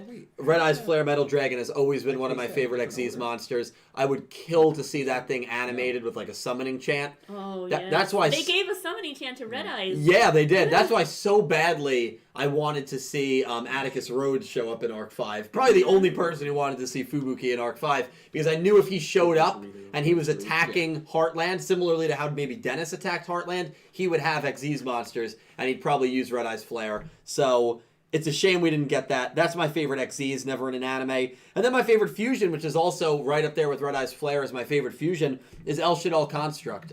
Beautiful card. I also like El Shaddoll Shekinaga quite a bit. Love Shaddolls. Oh yes, Shaddolls. Beautiful archetype. Would kill to see those animated. We did get it was Gladiator Beast, right? With Battle Beasts that was, animated, right? That's the archetype I that think so. he used, Gladiator Beasts, and that was, 15 years later, so I guess Shaddolls still have some hope, but now that we're in Rush Duel format, maybe not. Favorite pendulum, that's a hard one. I really don't know any sort of pendulums, because I don't use pendulums, outside of obviously the ones I've seen in the anime, so that one might be tougher for me. Do you have some picks, Entame? Because I ran a Zephyr deck. Zephyrs. Favorite pendulum has to probably be Zephyr-Shi, Treasure of the Unseen, because you also counted as a tutor. You went back to your deck if you used him as a tutor monster, so you can then keep searching for him. That's so it was really good. nice. It's a good effect. Good synchro as well. Favorite fusion, not from the anime, probably El Shaddoll Construct. Yeah. It's a classic. She's beautiful. Before she got banned. And then she got unbanned. And then she got unbanned. Yeah. 30 feet tall, beautiful. Yeah. What's that like? Favorite. What? She's huge. She's 30 feet tall. Oh, wow. Now next season. Favorite Xyz monster. This one I have a little bit of trouble with, but because all the Xyz monsters I like are from the anime. Right. But I like. Was it off the top of my head? I might be forgetting something, but Ghost Trick. Oh. Not Alucard? No, not Alucard. Angel of Mischief. Angel of Mischief. I'm gonna look that up. Ghost Trick, Angel of Mischief. I think that was her name. I'm gonna look it up right now as well. Yep, that's a cute card. That's cute. Yeah. I mean, I liked Ghost Tricks a lot, so. That's fair. Very fair. Cute card. X-Layer, thank you, man. Thanks for the questions. Yeah, so actually Pete let me know there was a few I missed. The other two being another two $5 donations from X-Layer asking about synchros and links. Oh my god, oh, X-Layer. God. Well, links, my favorite is Closed God of the Underworld, which is actually one of the cards that I just pulled. It's probably my favorite link monster. I just pulled that in Blazing Vortex. I did a live stream recently. Love the card. Obviously, you have this girl character who just kind of looks a little dazed, and then this massive demon behind her that obviously she's kind of in control of. So she's gorgeous. Link 5. And I love those higher leveled monsters, so that's probably my favorite non-anime link. My favorite non-anime synchro, it probably, to be honest, is, and the card's not even out yet, is Blood Rose Dragon. Yes, I did. Black Rose Dragon is a card that I loved for so long, obviously, one of my favorite characters in all of Yu-Gi-Oh! Aki, my favorite girl character in Yu-Gi-Oh! And I wanted for decades, well, I'm being dramatic, about a decade, for Black Rose Dragon to get an upgraded synchro version. The fact that it's here, Blood Rose, which fits her name so well, the Black Rose Witch, but I don't know, Blood it's an intense card name that I think fits that monster so well. The monster's a bigger version of Black Rose. I'd probably do Blood Rose Dragon. A lot of the synchros I like, and a lot of the links and just monsters in general that I like are from the anime, obviously. So it's kind of hard for me, but Blood Rose Dragon, obviously not in the anime, not even out yet, but still heavy inspirations from the anime. So I'm going to pick Blood Rose for that. My favorite... I already said Fusion, but I just remembered. Yeah. Evil Hero Malicious Bane. Oh, classic. That wasn't boy. in the anime. Yeah, it was not. By the way... no, you go. I was just going to say, X-Layer, so that Pete and I can answer as well, and we could choose something from the anime. Yeah, choose. But if you had one from the anime, you could also select that, just to make it fair. So I had to be not anime. No, you just added that. I'm fine. I think you just added that. I was good, though. I did fine. I mean, for links, I like the Evil Twin archetype, the VTuber archetype. That's a good one. Yes. the Link Cool. monster. Yes, the VTuber ones are I'm great. gonna Right. say What You about guys you? answer. basic, Okay. answer. I really like the Arrival a lot. The I love Arrival. that design. The Yeah. Arrival. So I'm gonna just go with that. I don't know. I have to think about it. Dude, I love that design, dude. It's wild. Like What it about really Topo- reminds me of the end What of what about Topologic Navy? Navy. Topologic Rabbit. Navy, yeah. What happened?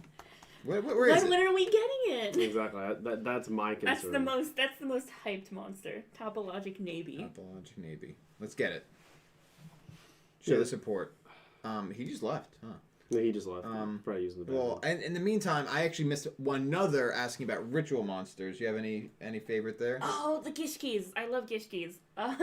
There we go. That was a quick answer. He's right. Immediately. It's because Gishki in Japanese means ritual, but they were also an archetype. Oh, interesting. That's funny. Like Eva Gishki Ogre. That's a really good one. Or also, was it Oblivion Queen of Ruin or something like that? I don't remember her name. I know a lot of ritual monsters because they don't ever get any love. Right, they don't get any love. I mean, it's in the anime, but I love Blackluster Soldier. I will always love Blackluster Soldier. So, that's my answer. Do you have any? No, I mean, I don't have any off the top of my head. I don't know cards like. I just know that Top of my head. because it becomes important later.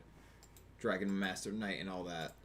You could go back Which is and still one of my favorite cards. to that other part. Yeah, I guess I'll address it since Dylan's not here. I missed one from Kaio, another 5. You were destroying Dylan today, so let me help you out. Next villain, Nick Yagi, and his ace, Dark Metician, and I have to tell Dylan this one because this is hysterical. Dark Metician, Dark Steakaster. And so I think that's, besides Luke, he's a threat for the whole anime. I'm pretty sure that next villain, connects to right, that. okay, and it reflects the whole idea of him betraying. Yeah, that makes sense. As the next villain. I was like, where did all the packs of the things I did? Yeah, from? all And of then the team. they're all Dylan's side. Dylan Oh, yeah. Dylan down. destroyed like 3 packs. That's him for you. Sounds like him. He's a glutton. Yeah, but you gotta read that one to deal with. You have to read that one to Yeah. Dylan. Yeah, and I can't say anything about like favorite pendulums or anything because obviously I didn't watch R5, so that doesn't really help me. Yeah, what the heck? Oh no, am I out? Oh no, there's some coming out. Woo! I hear him talking to the dog, by the way. Oh, here he is. Dylan, you're gonna like this one. Oh boy. So this is one that Nick T missed that connects back to something that Kaio said earlier. Another 5 from Kaio. So he says, you're destroying Dylan today. So let me help you out. Next villain, Nick Yagi. And his ace, Dark Metician, Dark Steakaster. Dark Metician. That's actually brilliant. That's good. And that relates back to how, or he says, besides Luke, he's a threat for the whole anime, because I think we're talking about next villains and Luke betraying. Yeah. And So Nick, it makes sense. Nick Yagi's the threat. I Nick agree. Yagi's the threat. How do you feel about that? I'm Who's the not boss? going to comment on it. Wow. That's But weird. Kyle, thank you for the donation. Also, favorite ritual, because that was another X-Slayer one. Favorite ritual. He literally hit every summoning Yeah. method, other than maximum. There's There's only 3. 3 to Yeah. choose from.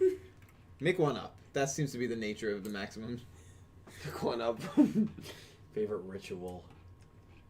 Probably one of those Blackluster Soldier, Envoy of the End, maybe. Ah, nice. I just said Blackluster Soldier. Or Envoy of the Beginning, it might be. Oh, that's not a... Isn't That's it not a ritual. No, it's not. It's an effect. It's an effect monster. It was banned Oh, because Envoy of the End was Chaos Emperor Dragon. Dragon? Yeah, it is. That I know. My brother pulled that a while back when he used to play. Was there only one black... I don't know what my No, there favorite isn't. ritual is. That's a hard one. That's a hard one. You could say Blackluster There's Soldier. It's also okay. Thousand Eyes or whatever. Relinquish. Relinquished is a Okay. classic, yeah. I like Playmaker's Ritual, too. Cyburst Magician. Yes. That was a cool Yes. one. So we have. First of all, that X-Slayer really killed went it with all off. that. Yeah, Yeah. X-Slayer, and he said he was gonna. X-Slayer on the Twitch stream last night. Thank you so much, X-Slayer. You're way too kind to me, man. I hope you're living up life, dude. Thank you so much. We have $2 Canadian from Janet Ernest. Thank you, Janice. Oh my God. Oh. There it is. There it is. Well, might as well, yeah. Might as well read that now. Yeah, favorite maximum $5 from X-Slayer. X-Slayer, there's only 3! Drago. Yeah, obviously. 100%. I don't want to be basic and pick Niels. Oh, Wow, are you that's calling Niels that's basic? basic? I'm not calling Niels basic. I'm just saying that's the common opinion. Right. I think it's wrong for me and Nick T to have the common opinion. No, it's not. We're the common man. I don't want to be. I don't want to be boring. You know. Yeah. Wow. Whoa! Boring by picking the same as you Right, guys, right. not because you How's guys. it gonna be next week when you're doing this podcast by yourself? Not boring. It's not boring to pick that as your answer. It's boring for me to agree with what you guys are saying. Right. There's only 3 cards to choose from. You act like there's Then right. choose 40. one. Choose one. Yuga Dragon. I like he says it Yuga Dragon. Isn't that how it said? No, it's Yggdrasil. Clip that. Yuga Dragon. Flip that. Because it comes from Idrisil, which is... Yggdrasil. I can hear Neil saying that. Yuga Dragon. I don't think so, dude. Well, in Japanese he does say like Yuga Dragon, but Right. it's wrong. What do you mean? It's wrong. How is it wrong? That's how he says it. It's from Yggdrago, or it's from Yggdrasil, Yggdrasil, or whatever you Yeah. want to pronounce it. Yggdrasil. The world tree. Yeah. It's- If I going forward just called it Y Dragon, would you have an issue with that? No, it's better. It's would you have an issue with that? I don't think I would mind. Okay, but you have an issue with me saying Yuga Dragon. Because it sounds like you're saying Yuga. Yeah, it sounds like you're saying Yuga That's what Dragon. I thought that's what it was based after. Honestly. No. All right, next don't know. X-Slayer, thank you. Oh, what's your favorite maximum? Same Yuga Dragon. Yeah, I mean, Yggdrago. Y Dragon. Yggdrago. No, What we're all... what a boring answer for the crew here. You know what the way you say that name reminds me If of? I had to rate like the maximums though, it would be Yggdrago, Worm Excavator, Magnum Overload. I think I agree fully. Mm-hmm. Drago. It reminds me a little of Ickglachma, the movie from Drake and Josh. Yeah. Someone's going to be watching Ickglachma tonight. See, I'm so glad Entame interrupted you there because that was a worthless comment. Next donation. We have cute Canadian dollars from Janeth Ernest. The new Thank you, Cyber Janet. Dark Dragon was revealed. Oh, when? I don't know. Did you know that? I don't keep Cyber- up with What? TCG or. Let me see. stuff. When was new Cyber Dark Dragon? I didn't even see that. Did that happen within the hour? Oh yeah. Oh, yeah, within the hour. It just happened. Cyber style structure. Oh my god, that thing's Oh, that looks sick. so cool. 5,000 attack points. That's Cyber Dark End Dragon. Wow, Zane got flippin' support. That's What does it amazing. look like? Show you. It looks disgusting. Level 12 fusion. Oh my god. 5,000 Wow. attack, 3,800 defense. Obviously, that is not in the GX anime. What? It just Wait, got Let me revealed. see what the effect is. Yeah, what's the effect? You know This Cyber guy. Dragon's better than me, probably. Must be fusion summoned or special summoned by tributing one level 10 or lower Cyber Dark fusion monster equipped with Cyber End Dragon. My shit's gonna That's die. such a specific. Okay. That's probably hard. Number good to 1, know the unaffected copy by of your this. opponent's activated effects. Number 2, once per turn, you can equip one monster from either graveyard to this card. Oh no. Number 3, this card's maximum number of attacks per battle phase equals the number of cards equipped to it. Why does it sound like a max monster? It does. It sounds like a maximum. Man, you do not see often base monsters have 5,000 attack points. That's insane. This thing is disgusting. That is really insane. That's a pure beat stick. Yeah. Jesus Holy Chrysler, moly. dude. And it's not affected by opponent's activated effects. That's good. Cyber Dark Chimera. Yeah, that's a maximum Cybernetic monster. Horizon. Yeah. With the cannot be destroyed by trap effects. And a lot of reprints. Wow, that's crazy. Well, Janet, thanks for breaking that news. New Yeah, Cyber very Monster. Yeah. Level 12, I had to 5,000 lower the attack. light brightness because my thing's about to die. Cyber You Dark. want to plug it in? Do you have a... Oh, I think I have an iPhone. Or an Yeah, it's the lightning. Oh wait, I mean this is a lightning cable, but I'm not sure. If Oh, it'll work. no, not like Thunderbolt, I mean, I'm sorry. Oh, yeah. Yeah, it's okay. No worries, thank you, though. We have another 5 from Kaio. Kaio, thank you, man. Not volume, oh my god. Sorako and Shikako are like Sky and Earth Girl. So the aliens are like the Ignis, and we can expect a Suiko, Kaiko, Hikako, and Yamiko. Your thoughts? No. What is playing? That was the video. Oh. Excellent. I mean, I never thought of it that way. Maybe? I like that, though, actually. I mean, like it's a nice thought. I think. What do you think? Do you think I Chikako thought- and I thought Sorako it are was- related? I thought it was They look exactly the that same. it was gonna be like Earth, Sky, Sea, Like do that. 3 instead of The 3 instead of like 6. Mm-hmm. I mean, because Chikaku's name is literally like underground person, and then Sorako is literally just alien. Yeah. with the suffix affixed to it to make it a name. I love that. It's so funny. Yeah, so yeah, Earth, sea could work. Yeah, I thought it was like Earth, Sky, Sea sort of thing. Yeah, like a trifecta or triumvirate.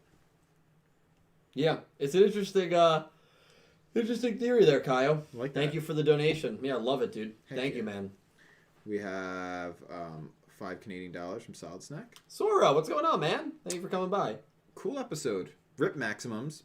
Hoping the next arc uses a lot of Roa, Neil, and Asana. Yeah. Hoping for a Roman win with the next episode. Would you want Mimi as the final villain? No. No, I think she's definitely turned to the point where it doesn't. She would probably falter if she were the final villain. I agree. Yeah. I could see Mimi being a temporary villain because of the Goha influence, but I don't think she'll be the final villain. I don't think I'd want to see that either, Sora. First of all, thank you for the donation. We're hoping for a Roman win, too. Solid Snack is, along with Pete, one of 7 people that at the moment is in first The place in Solid that Snack pick'em. pick Roman. I don't know if he picked Roman. He's got until Oh. Friday to pick, so he's got the advantage over you because he can wait to see what you pick. Yeah, that's unfortunate. We'll see what he That's picks. messed But he up. said League he's is hoping rigged. for a Roman win. Hoping for a Roman win. Yeah.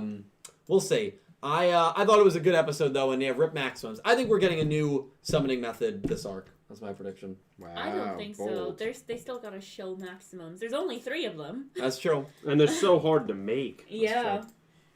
Yeah, literally, we need ID cards. Like this. I think we're getting fusions this arc.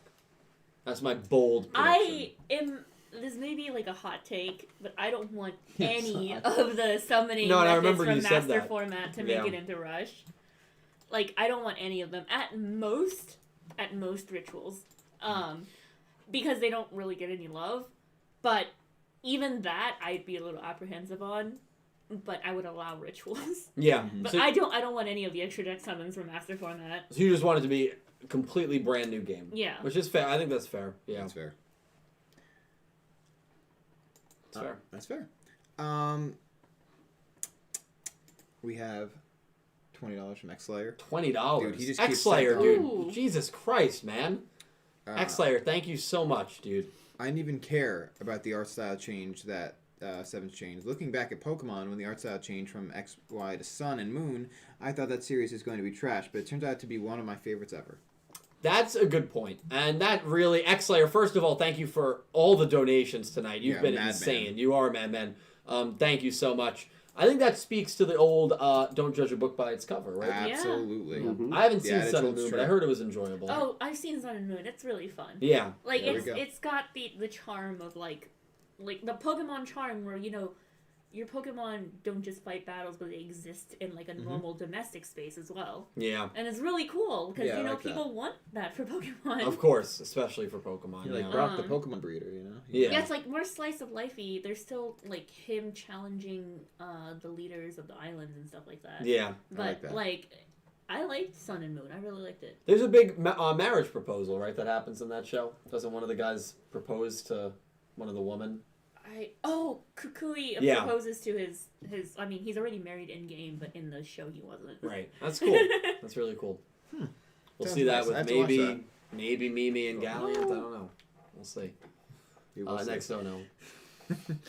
We I have said that in there. £2 from Alan No. Wilkinson. X-Slayer, thank you. £2 from Alan Wilkinson. Thank you, Alan. Team Battle Royale. Yes. Rook loses how much? In a team He's battle gotta- royale. He's gotta lose. So actually, I want to grill you for a sec. You have to pick one character right now in the show that beats Rook. Who do you pick? Nail. Roa. Yuga. I pick Roa as well. Roa would be a good Yeah. one. Yuga's gonna get his yes. revenge. You think Yuga will beat her? I think at some point. I don't No, think he'll be the wait. first. But I think at some point, I think you're going to be But right. I do like how we all picked either a main villain or the main character. Right? I Yeah. like that. Yeah. All good options. No, Yes. Roa is a good option. I immediately jumped to Nail because Yeah, that'd be sick. That would be Yeah. good. Yeah. I was That'd be debating good. between Put him in Roa his place. and Arata for like a rematch revenge, but I kind of just went with Roa. Ro was really good. It's Ro was really good. Yeah. I had to lower it to like the And by the way, max. I'm completely kidding. I do not want to see Aria Arata back in the show. Yeah. How do you say his first name again? Adai. Adai. I always say Adai. Aria. Because you flip the A in the I. Yeah. It's my Spoonerism, right? spoonerisms. That's exactly it. Spoonerisms is bad. I got a Non-existent. surgery. Okay. 5 Brazilian Real from Kyle. He Okay. just keeps throwing them. Thank you, Kyle. Kyle and X-Slayer, man. luck, Thank you yeah. so much, guys. Jesus. Can I hear some Portuguese today? Try to say, okay. Well, make sure it's not dirty. We have no idea. We don't speak Portuguese. Put it in Google Translate. Yeah. hold on. At the very least. What is it? What is it? How do you say it? Oh, the Portuguese for, and I hope you have an amazing day. Oh, okay. I can do that. Espero que vocês Give me it. Give me the rock. tenham. The Rock. I can't. I started off strong. I can but do it. Espero. And I hope you guess. have an amazing day. E espero que vos tenham incrível dia. Oh my There you god, go. dude. Was that good? Yeah, it was great. Sure. I don't know any Romance languages. I could not have done that. I can't tell. Was that actually good? It wasn't insulting, was It's it? Yeah, it better. was insulting. It's better than I can do. There you Okay. go. I tried my best, Kyle. Hopefully that was appeasing or entertaining at the very Incrível least. dia. Okay. Cool. That was nice. I like that. Thank you. Kyle said that? No. Oh. I said And he would never say it. that. I hope you have An amazing an day. amazing day. Um, Signing off. See you guys later. No, I'm kidding. I'm kidding. 5 pounds from Nicholas Horton. Thank you, Nick. How they handled Zark and Ray in the final season of Arc 5 was wasted. We didn't actually see Zark nor Ray in their original bodies. I think the word Oh, "see" yeah. is missing. You want to shoot on that? I mean, it was wasted potential. I mean, at that point, if you know they're just not going to appear, why even make a connection to them in the first place? Yeah. Like, they were just there to be in the flashbacks and to give, like, some backstory, but you could just change the backstory to something else not involving them. Or how about you just give them some scenes together or That's more? also, like... I mean, man, that's one of the aspects of Arc 5 that always really fires me up. What happened Grinds with your Zark and gears it grinds a my little bit. gears. Yeah, Grinds so my I'm not gonna gears. get started because we've been on for a while here. Yeah. But yeah, Nicholas Horton. Also, I know you're in the UK, man. You should. It's like 4 a.m. for you. You should be going to bed. But thank you for the donation, and I completely agree. And even a big Arc 5 fan here completely agrees as well. So, and I liked Arc 5. It's just the ending definitely Upset was you. upset. Yeah, it upset. Leaves a sour taste. It's okay. It upset me. Yeah. It upset me a lot. Couldn't think straight. We have another $5 from Excellent. X-Slayer, dude. Another one. Yeah. Jesus Christ, man. Also, will there be a chance that a blue Ultimate Dragon might become a maximum monster? Oh! Blue Eyes Maximum. Oh, what a question. What do you think? I love it. I wouldn't know for sure. My opinion I know on I it copied is it. I want new things. I might not have pasted it. Okay. Is that right before that one? Yeah. Like, it's fun to have the callbacks with Red Eyes, Blue Eyes. I do support those. Those are Yeah. fun. But in terms of maximums, new things, please. The other thing that would be tough with a Blue Eyes Maximum monster is, remember, Blue Eyes White Dragon is a legend card. So you can only have one in your deck. Yeah, and also Blue Eyes Ultimate Dragon also exists already. It does, so that would be a fusion. Yeah, I guess they'd have to do like a different version. What if they did a Maximum that was a fusion of Blue Eyes, Red Eyes, and another like dragon monster, another iconic dragon monster? Ooh. That'd be kind of cool. Oh, but they're Stardust. all legends. They're all legends, so you can only have one in the deck, so that's why it's Yeah. hard to summon. So it's like Exodia, it's an auto win. Gosh, no. I just want to see Exodia and Rush Duels, alright? That's all I want to see. The thing is, Exodia would be too Oh, I easy know. to draw. Oh, I know. You That's draw why, 5 cards a turn. that's why it would be They're all great. Exodia. You draw up to 5 cards. I should correct myself. Yeah. But yeah. But I mean, you know, Exodia would be fun. No, it would be cool to see new things. I mean, I'm a little different than you there, and to maybe is I love seeing old stuff and I love seeing old Easter eggs. So I think that would be really cool. But because we already have a Blue Eyes Ultimate that kind of exists, I don't think they'd go down that route. Maybe like a Red Eyes Ultimate, but even then, I don't think they would do that. Red Eyes Ultimate, I would go bonkers for. That would be dope. Yeah. But we'll probably see more new things than anything else. I think they've done a good job so far with the game of relying on the nostalgia with the legend cards. I think Dark Magician Girl legend card is inevitable. Yeah, I think that's coming very soon. But not oversaturate it where it seems kind of like that's their main relying and selling point. I think they've done a good balance. Yeah, I think it's a good balance because you get like the older generation who grew up on these cards to get into Rush Duels. Yeah, I get hyped. And then you get a nice callback for like the kids. Yeah, Yep. it's cool. It's really cool. Agreed. Thank you, X-Slayer. Next dono. Yes, we have $2 Canadian from Janeth Ernest. Thank you, Janeth. Does the arrival look like Thanos? I mean, No. it has No. the idea No. of combining 6 Ignis, 6 Yeah. stones. I never made that video. So- No, works. it looks like a biblical angel. There we go. It does. Yeah. Yeah. But it works So in that. Thanos. Well, Bowman was Okay. Bowman was Oh. Thanos, remember? Bowman was you, Thanos. you never made that Yeah. video. And I believe Bowman even had a line where he said, "Reality is often disappointing." Didn't he say that to No. And Playmaker? I think he said, "I'm inevitable." Or no, perfectly balanced. Perfectly no. You proud of yourself? Playmaker. I'm inevitable. The hardest choices require the strongest will. That's why Pete loves, but adapt to Thanos mindset, bro. You gotta do You know what? You know what? You It's know. important. It's really You know. Let's move on. Oh wait, I already got this one. Thank you, Janet. We have Thank you, Janet. Yes. $5 Australian from Electric Kevin. Thank you, Kev. What is your favorite level/rank 11 monster? Crazy that there's over 7,000 monsters and only like 25 of them are level/rank 11. Yeah, rank 11 or My favorite is Star Eater. rank Star Eater's a good choice. I want to see if I want to see Pain if Gainer is rank one 11. of my synchros is in level 11. I remember it was a pretty high. Oh my god, dude, this thing is I think Pain Gainer is crazy. rank 11. I just wanted to What the confirm. fu- Yeah, so Pain Gainer is definitely my favorite rank 11 monster. I just love the effect of Pain Gainer. Actually, Pain Gainer is not the card I was thinking of, but I still love the spider effect and the monster. So It kind of looks like a watermelon. a little bit, yeah. But Pain Gainer is cool. You can get to Pain Gainer by playing, I think it's the Seven Sins or some card there, which is actually that's a strat that I used to use in rank 10 trains. So Oh shit. that's probably my favorite. Yubel Terror Incarnate level Is- 11. that is That's level my 11. favorite. Yeah, Immediately. that is level Yubel 11. Terror Incarnate. Yeah, Yubel Terror Incarnate's a good monster. I think Oh, that's sick. Right. Oh my lord. there's another card that's level 11. Nice. Dude, actually unholy. I love it. They haven't even watched GX. You would love it even more if you watched GX. Well, they're I think. watching it. We'll watch it. Totally. We just get spoiled by you constantly. Yeah, I know. That's man. You gotta be careful with spoilers. Terror okay. Incarnate's not even a spoiler. It's a card. It's You're a good. card. You're good. Good question, though. Yeah. Good question. Thank you, Kevin. Oh. Oh, no. Pete's got him though. We're good. That's why. What happened? My laptop. died. Oh, jeez. God, are we going that Can we long? get an Yeah. F in the chat? Yeah, we have. F in the chat. We're wrapping up Well, here. I don't think you had any of these, right? No, So, I had those three. Yeah, but I'm I didn't saying read them. like I'm you sorry. didn't Oh, say that's them fine. yet. F for Nixie's laptop. So X-Slayer donated another $5 and said, "What do you want from the Zale theme structure deck that will be based around Yuma, Shark, and Kaito number selection?" Yeah, I'm very excited to see that. I'd love a new Utopia monster. I mean, we have already so many Utopia monsters, so I think we're gonna get a new Utopia monster. I think it'll be cool.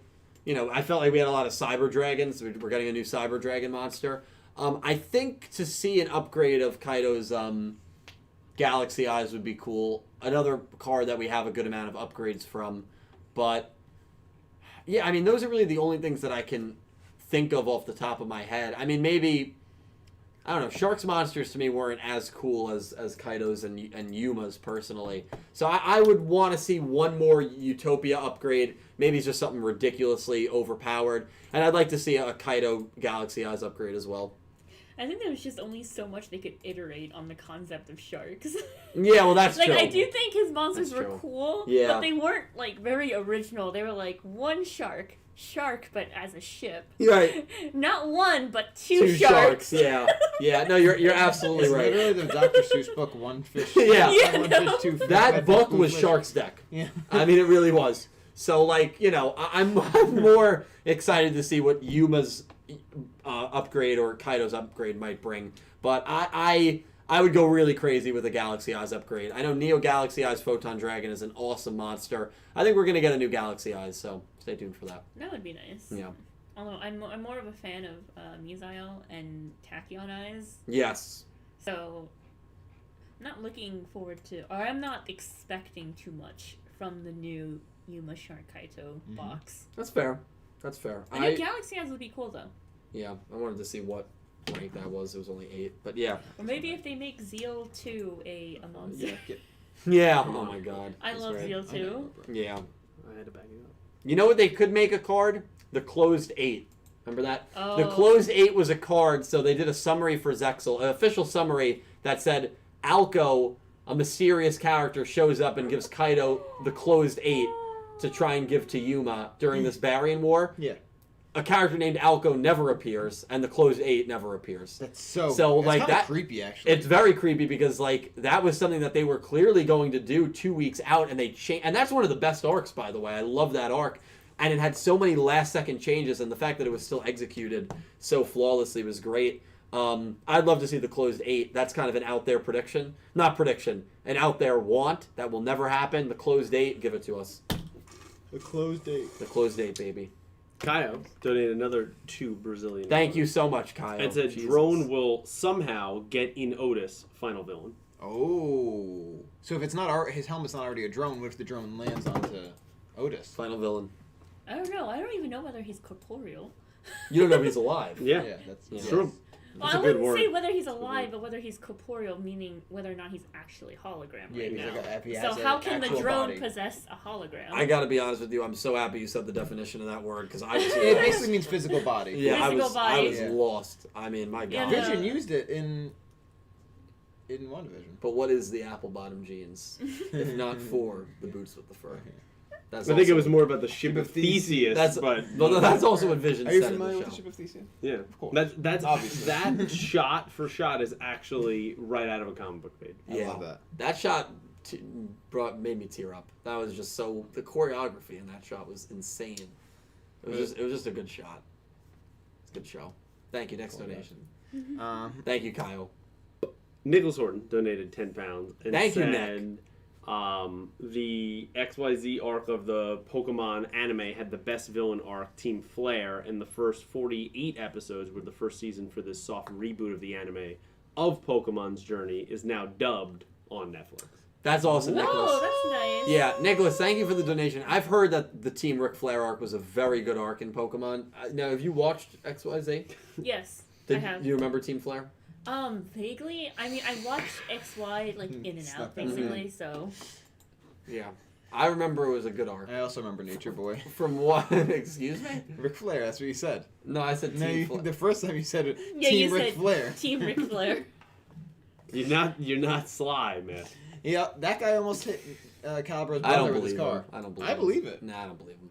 Crazy things happen Um, in South Carolina. I've heard XYZ is a very good show. Nicholas, maybe I'll check it out, honestly. Maybe I'll check it out. But, yeah, thank you for the donation. That's a very generous donation, so I appreciate it greatly.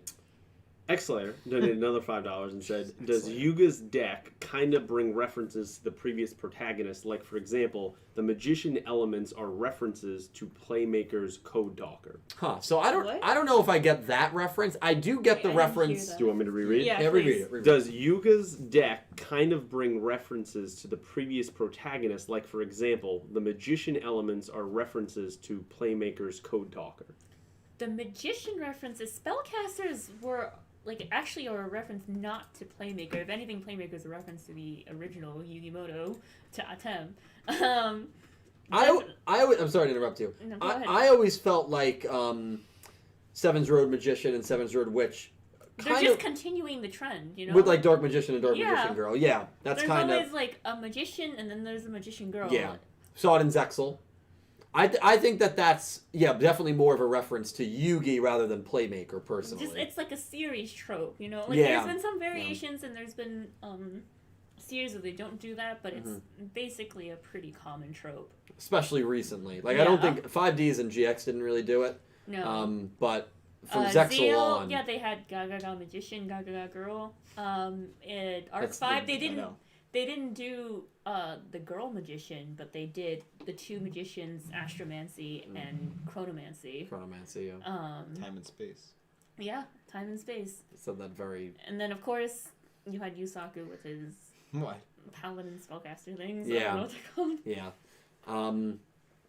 Yeah, I mean, I think that it's more probably a reference to Yugi and the original crew. So, in a way, yes, it is, I think, a reference to a previous protagonist. I think it's a trope that we've seen quite often, yeah.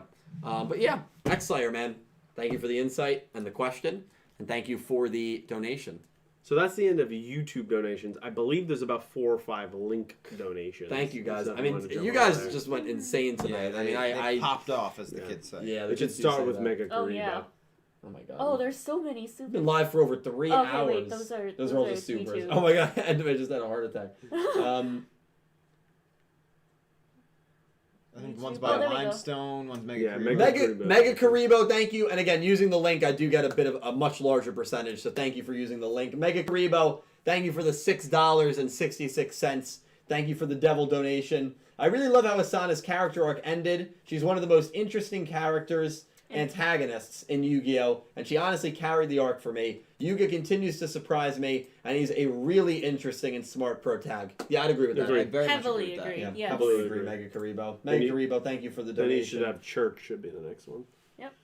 And Asana, honestly, I don't know if she carried the arc necessarily, but she was very, very vital. I honestly wish she was in it more. Me too. Yeah. Yeah. Hey, there's more time. There's more There's time. more time. There is more time, and we got the Team Battle Royale coming up. Unconfirmed. Unconfirmed. Church of Flapple, Chapel of Flapple, thank you for the $1 donation. Your daily reminder that pair production is the strongest cyber spell. Also, we still don't know how Luke faced himself. That's true. Also, why is Yuga so big-brained? Hashtag suburb repent. Hashtag justice for all Nicks. Hashtag Nick Yagi final boss. Hashtag justice for go. Dill. There we go.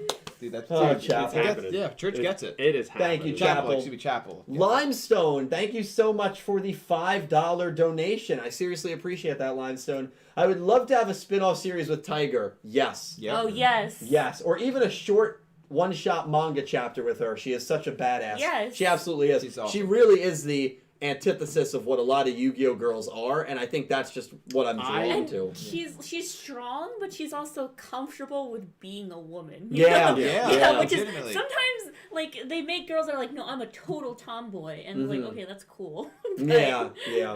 I would watch a sitcom of her and Rook growing up. Yeah. Oh my yeah. God. That would be I kinda would- sad. And It would the just be her weekly beating the like shit out of Rook. shenanigans that they get into every week. I think it would just be her beating the shit out of Rook every week. I think that would Yeah. be I sad don't think to it'd be watch. that like that. Well, mentally, not Yeah, necessarily mentally, physically. definitely. She just some- crushes his spirit every day. Yeah, right, exactly.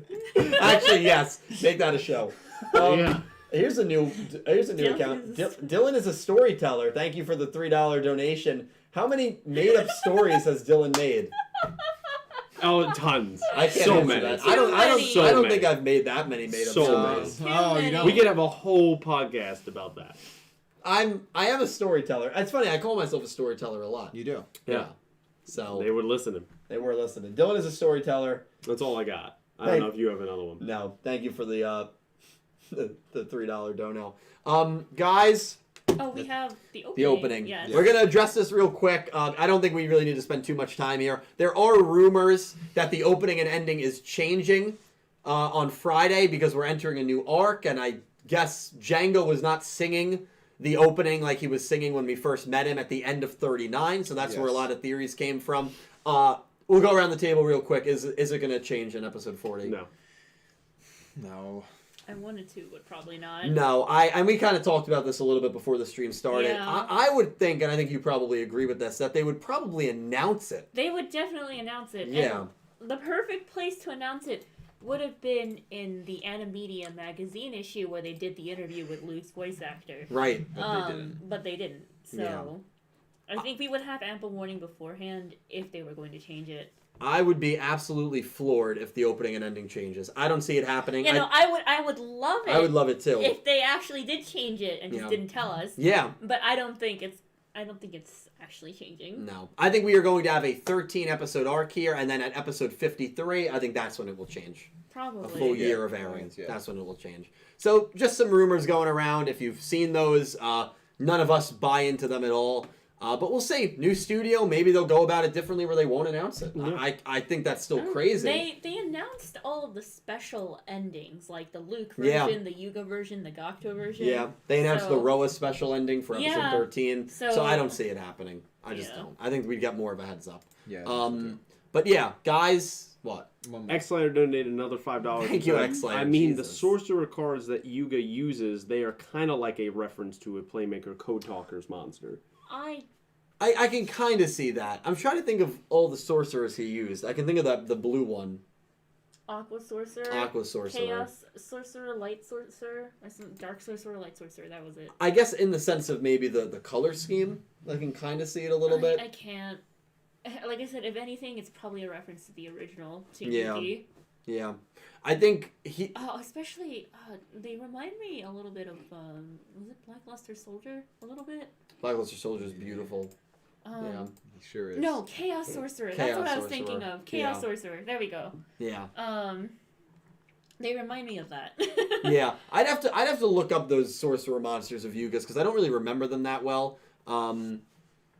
Besides how Aqua Sorcerer looked, I remember them looking really cool. But I'm gonna have to look them up, X-Slayer, and I'll let you know what I think. But yeah, I could see it. You know, if he uses 6 different sorcerer monsters that are all different attributes, because I think that's what he's used so far, I could see the resemblance there with Decode Talker. But because the Talker monsters had 6 different attributes, the comparisons probably would end there, though, for me. I don't think, from what I remember, I don't think design-wise they looked that similar. But color scheme, maybe. I'd have to look at it, because, I just don't remember the Yuga Sorcerer monsters off the top of my head. But it's an interesting comparison. I'll definitely look it up, and next time I'm live, if you're in a live stream, maybe tomorrow night on Twitch, I'll definitely follow up with you on that. But yeah, Dan, thank you so much for all the donations. I don't really know what to say. This was an amazing finale episode of yes, it Season was. 3. I think we Yeah. outdid ourselves, honestly, from what we did on Season 2, which was a really good finale episode as well. Yeah. Season 2 was amazing. Yeah. Season 3 is here. Or well, It was. Season 3 is here and gone, and Season 4 is coming up. But you guys are all amazing. Thank you for making Talking Yu-Gi-Oh! 7's Up part of your weekly Wednesday night schedule. Without you guys, we would not be able to do this. To everyone that goes above and beyond by donating, I cannot tell you how much it helps me out and what it means to me and the channel. You know, we have 2 ring lights here, the giant cards for the aesthetics. I mean, we really are working on building this to be one of the best produced Yu-Gi-Oh! Podcasts, anime-wise, that it can possibly be. And that is all thanks to you guys, and all thanks to the team and the guests, the amazing guests that we have on. Pete, Nick T, Entame, thank you so much for being a part of the season finale. Happy to be a part of it, yeah. Yeah. We're gonna go. It's 12. Wow. It's late. Yeah, we've been. This is the longest, I believe, 7's Up. the longest 7's Up in history, and that is because of the love that you guys have shown, the amazing, of course, guest that we had on, and just honestly such a fun night in terms of talking points and conversation. We're gonna start with our guest, and then we're gonna go Nick T and Pete. Promote anything that you want to promote. All of their socials are linked down below in the description. Please give these guys a follow. They are incredible people. And once again, I am humbled by the outpouring of love that you have once again shown me tonight. I hope you enjoyed Talking Yu-Gi-Oh! 7's Up episode 39. And I'll let you guys give your ending promos here. Would you like to start? Oh, sure. Hi. I'm Entame. What's linked in the description is my personal Twitter. Once again, I do have to stress that it is a personal Twitter. I would be happy if you followed, but I do tweet about things that are not 7s on that Twitter. And then, of course, there's the subgroups actual Tumblr. I use Tumblr because it's just easy.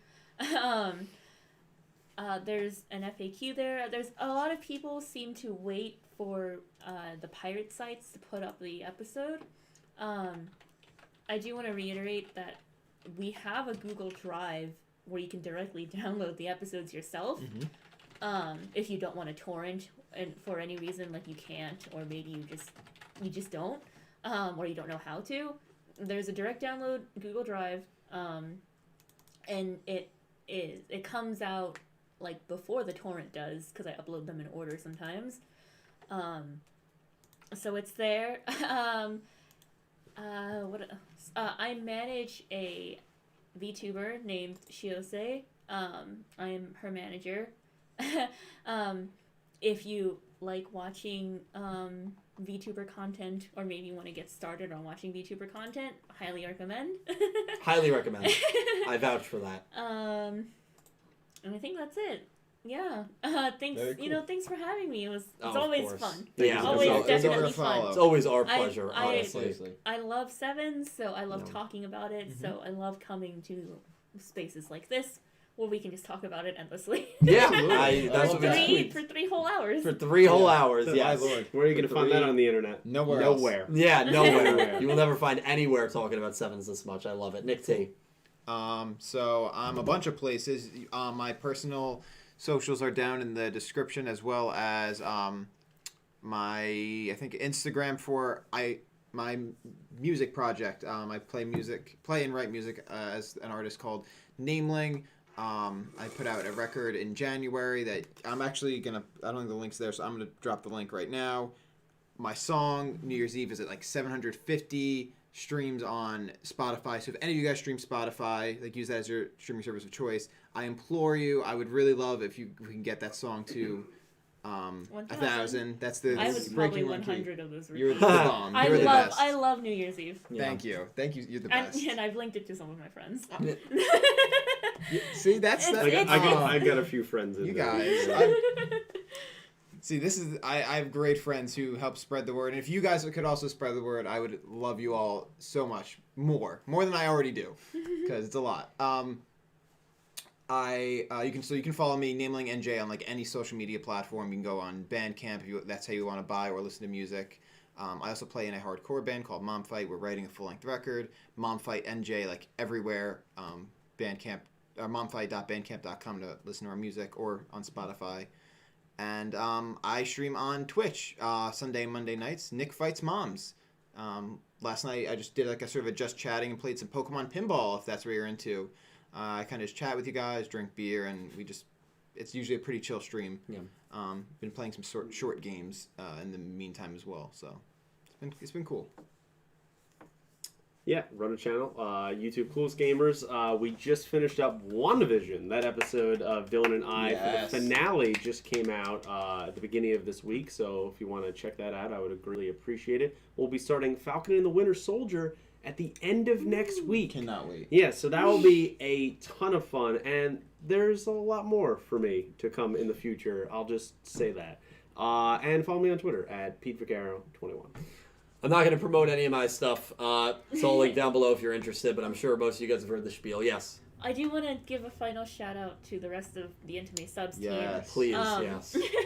Because I don't think they're in the spotlight as much as I am, which is, I mean, understandable. But again, huge thanks to Yona, my proofreader, who's basically been with me since I started, except for like the first episode that I did. But thank you so much. To Elgin, my friend who does timing work for me. They've been such a big help, because if I were to time the subtitles myself, it usually takes around 6 to 7 hours. With Elgin, we can split the episode in half, and that cuts down work time by 3 whole hours. So now it's Oh my god. and it's like a huge thing. So thank you so much. And then to our newest member, who I promised to make a post about it on the Entame subs blog, but I keep forgetting. Our newest member is Chidi, who is one of my friends. She does the QA, just watches over the episode before it goes out. Checks Quality for- assurance? Yeah. Yeah. Checks for spelling errors, typos, stuff like that. So huge thanks to her. She also helped with a bunch of translations in the beginning of when I first started.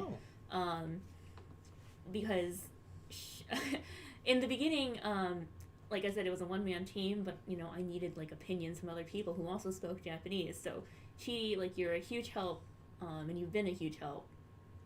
And you were there when I first started. So thanks so much for joining the team. Thanks so much for helping. shout out, to all of the Entame subs team. Yeah, we stand the Entame subs team Yeah, here. we don't Ever exist better. without. We do not exist without Entame and the three of you guys. So thank you so much for everything you do, and I do speak on the level of the entire community when I say that. Thank you guys so much. In conclusion, we stand harder. Yeah, this has been an amazing night. Thank you all so much for making Talking Yu-Gi-Oh! 7's Up, episode 39, Repairing the Past, a memorable, memorable episode. I will talk to you guys down below. Thank you so much for watching, and I hope you have an amazing day. Take care, everyone. Love See you you guys. all. See you later.